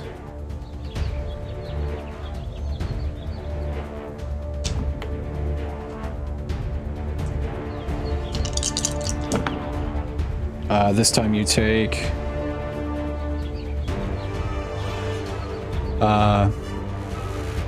18 points of piercing damage as you're hit with 3 more crossbow bolts from various directions. Beginning to feel a bit like a pincushion. Not a great feeling. That one was a lot better. Alright, everybody in the back start moving forward. Oh god, I hope so. That was the question for the DM. What? I didn't hear that. After considering he sent off the Eldritch Blast to alert us, would everybody in the back start moving on this round?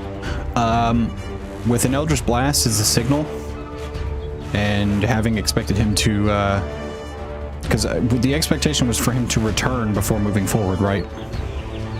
originally. Okay. I was just wondering if we would have seen it. Right. That's why I was asking. Griffin, make a perception check.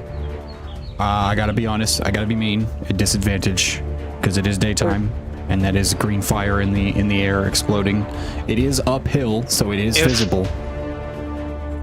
I will say I was doing it more for noise. Could I swap out for a noisier one of my spells? If you're trying to make a sound, certainly. Because in my mind, because Eldritch Blast thinking is about only daylight allowed on and everything. impact, and you kind of just shooting it in the air wouldn't really impact anything. True. Then yeah, thinking about that. Do you have like a thunderclap, thunderstruck, or? Yep, I got. If you have a thunder spell, thunderclap. you would know that is going to be audible. You would know for a fact that would be like no roll required audible. Then after that first shot, rather than firing a Eldritch Blast into the air, Enoch would raise his hands up before jumping onto Duke's back to ride him behind cover. He would lift his hands up, and a glowing green ash would kind of pool up in his hands. Let's hope they get here quick. And then he claps his hands together, and it's almost just like a nuclear shock wave goes off. And then hear he will ride behind. the rolling sound, almost like someone detonated dynamite. And you know that likely, That means danger. without a doubt, is some kind of signal, and it's from Enoch. Yeah, I probably would have. Hayon looks around at all of you, he's very nervously. He's just like, go. "Is it time to go in?" I would have said go. Anybody else? No better time than now.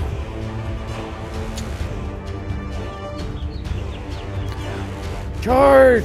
I guess.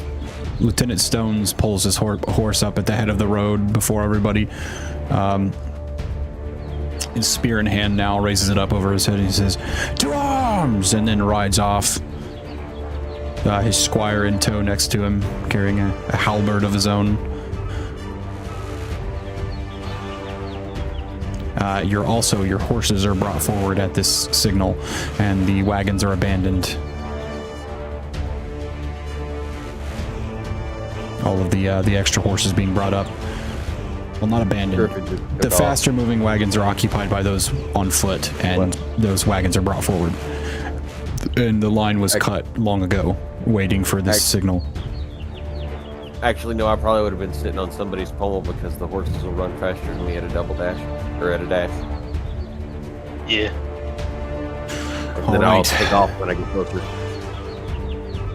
Honestly, after Enoch got shot so many times, I will say that he would probably have used his bonus action to unsummon Duke so he could fully hide behind the cart, and Duke wouldn't be in danger, so he is just huddled behind the cart trying to pull crossbow bolts out of his shoulder. You do hear some muffled shouting in the distance. It sounds a little bit confused. And you hear a few boots drop out of trees and steps beginning to approach as they can no longer see you directly. And the horses disappeared. I will say Enoch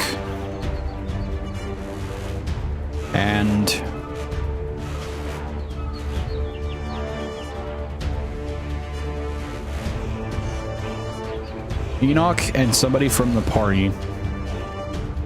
I would say since Griffin is the one that would have definitely acted upon the signal immediately before even some of the others.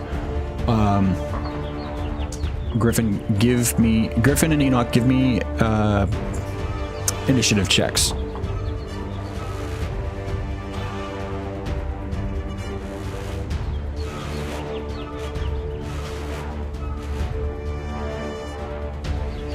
$24.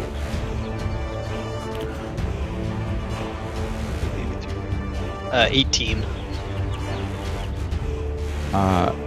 Be glad and rejoice, Enoch, at your lower initiative, because as you beat theirs, you would have had to go first and endure probably some of the more direct wrath of these bandits and raiders. It is as those individuals approach and get near the cart, and you see about 4 of them, and you know they're holding crossbows pointed towards the cart, unsure of exactly where you went as you're laying in the shadow created by said cart. You're in the middle of the afternoon. You hear the beat and thundering of hooves as you feel the ground to begin to vibrate. I'm sure there's a level of rejoicing at that vibration as you see I feel like, yeah, that's... the soured face of an experienced lieutenant, followed by a young orcish boy, more like, trailed by a old man and an owl, and a maid with a book, and a fisherman's daughter with a halberd, or a harpoon held overhead, all charging and screaming, followed by a platoon of soldiers. And you see 2 wagons begin to barrel up the hill as well. These horses are grunting and trotting hard. Very obvious at this uphill that you now have experienced for yourself. Quite a troublesome uphill travel, but the horses have managed it. And they arrive just in time to take an action against these 4 bandits who are... It's not surprise in the sense of like, oh no, they just appeared out of nowhere. How did they do that? Because they weren't moving that fast. It's more of like, shit, we're in the middle of the fucking road. What do we do? And they kind of freeze, and you see the 4 bandits freeze up and kind of like looking in that direction.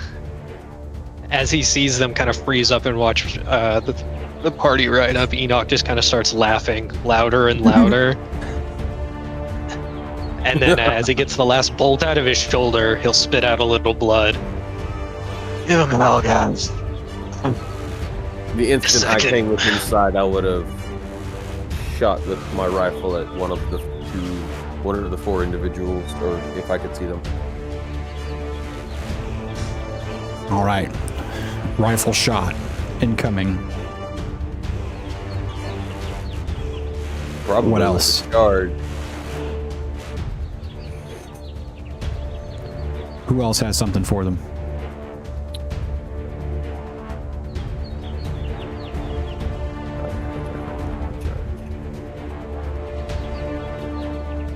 Just whichever God damn, one no, yeah. Whichever one is closest to Enoch, Ezekiel will snap his fingers and then hit him with Toll the Dead. Hell yes. Actually, no. Yeah. Just fucking...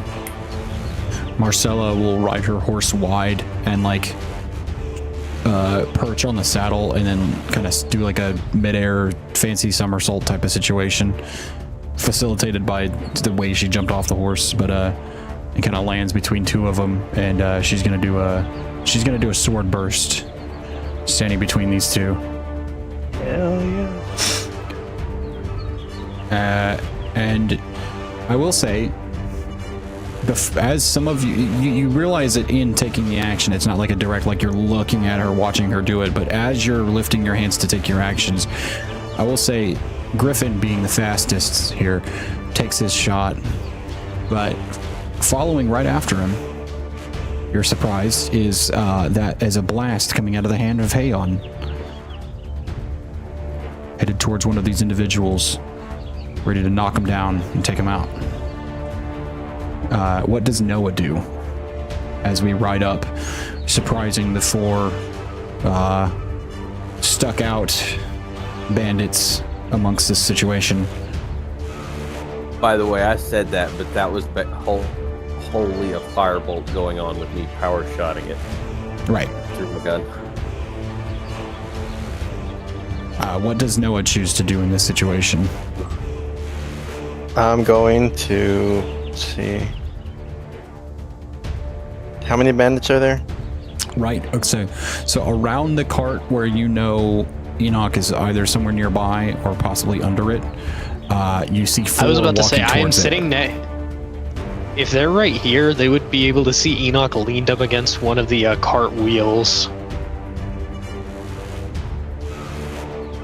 like feet kicked out in front of him, probably a small pool of blood, 5 crossbow bolts, very poorly pulled out of his shoulder and chest. I'm gonna go help him out.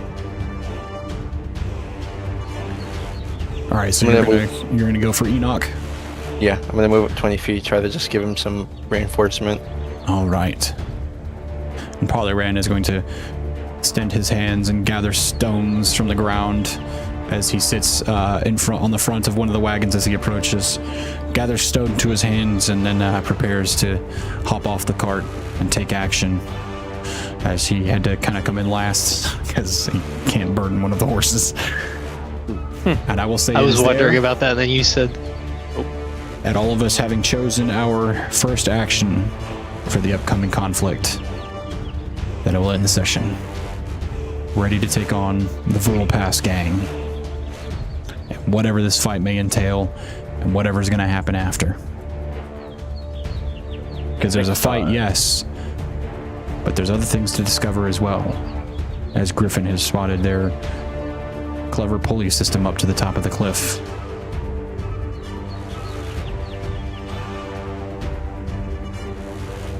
And it is there we will leave our heroes for the week.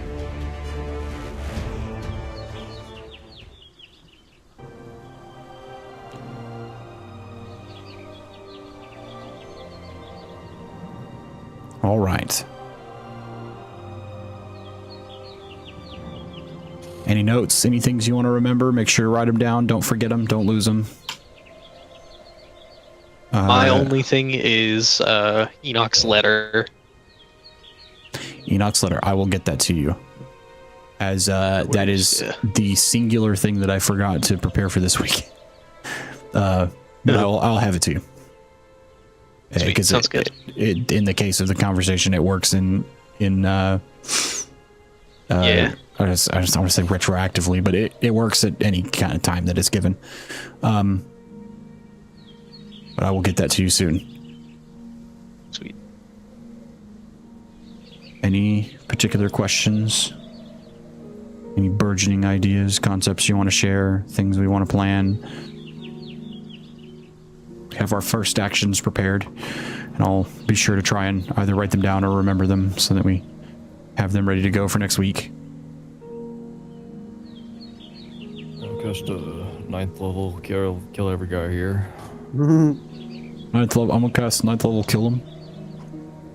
9th level, perish. Minioness delete. Enoch's gonna cast a bleed on the floor. Yeah, for real. I was like, oh yeah, I can be the decoy, and then I was like, oh, I only have 14 health now.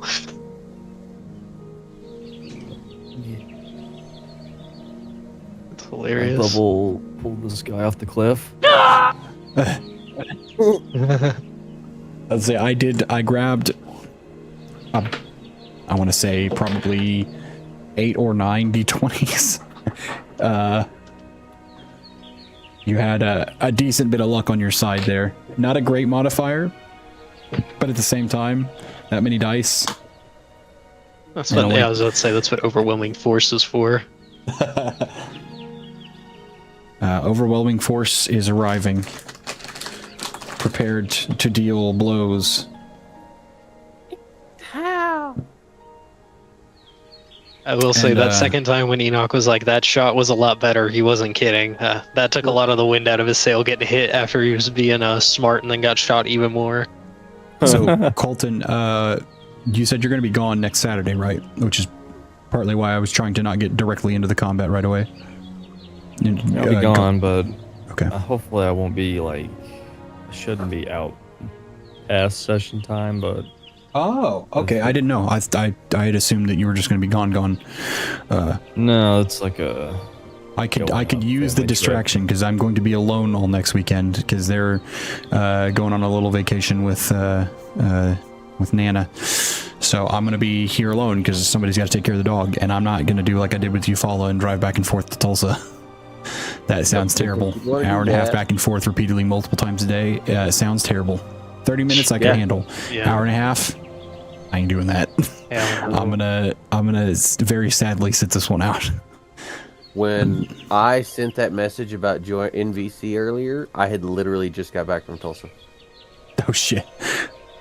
Lizzie's tooth went nuclear on her yesterday, and it's been screwing with her ever since then. She couldn't stand it anymore, so we went to dentist up that way. Took her to that. Yeah, I will be by me lonesome next weekend, trying to figure out how to fill the days. And then Through that crap, you can actually remembering play to with eat. it throughout the day. True. I'd have to. Oh boy, I gotta figure out what I'm gonna eat.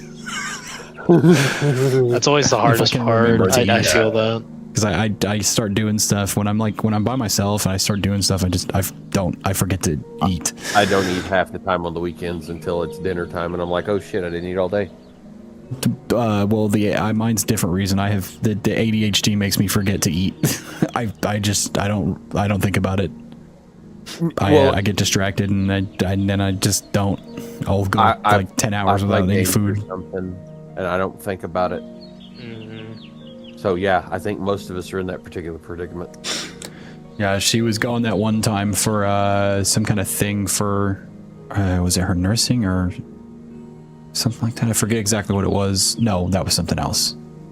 I forget exactly what it was, but she'd gone away for a couple of days, and man, I did good the first night when she was gone, when she left, and like I remembered to eat and like because she left in the evening, I like remembered to eat dinner, and then I like sat down and we played some games and shit, and then I got up the next day, and I think I'm like hyper fixated on some kind of music thing that I was making at one point, and then I realized that like 8 hours had gone by of me fucking around doing stuff, and then I was like, oh fuck, I haven't eaten all day. Like I totally it was sat down at like 8 or 9, messed with multiple different things. I think I played a game, and then I did that thing with the music, and then I worked on some other notes and stuff for other D&D things that we were doing, and then I was like, oh my god, it's 4 p.m. I didn't eat anything. Fuck. I had to go. I went to the kitchen. And I was like, what's What do food? I eat now? What do you put in your body? What is food a thing? Do you consume it with your mouth? Are you still streaming? Yeah, I was about to end it in a moment, but I just wanted to Just checking. make clear. Ending. Yeah. I'm hungry now. Yeah, I might. I'm gonna use the You guys restroom. know me. My body needs calories, and it does not hold back and See. say, "Hey, motherfucker, go get some." I can't lie. I also have the ADHD problem, but I am also very food motivated. I have that weird thing where the part of the problem is I don't know, there's a disconnect. I don't feel hungry. It's only when I'm like working and stuff, I get like, how do I describe it? It's like some nausea and like my stomach gurgles. I don't get like that sensation of being hungry anymore. I haven't for a long time. I'm familiar enough with the sensation that like I don't remember what's that like, feeling hungry, but like I did it as a kid, but it is like I don't know, somewhere along the way it just kind of stopped happening. So now it's like I get a like stomach like gut bubbles, and then I get kind of nauseous, and I'm like, well, I think that means I need food in my stomach. I think we're on empty, and it's telling me if I don't do this now, there will be consequences. I do that too, but it also my stomach is also like, hey, eat something. Oh, you're not gonna eat? Fuck you. Feel like you're gonna lose lunch. Yeah, I get no subtle suggestions. I'm either like I can feel that I'm full, or I'm in that weird in between place until I get the gurgles and the kind of either subtle or violent nausea that's like, it's eat now, or there will be tribute taken from you in some manner. You will pay for this. And I uncomfortably answer, okay. I'll do something about that. Just give me one little second there. Okay. Just hang on now. But all right. Alright, I am gonna go ahead and hop off. I will catch you guys later.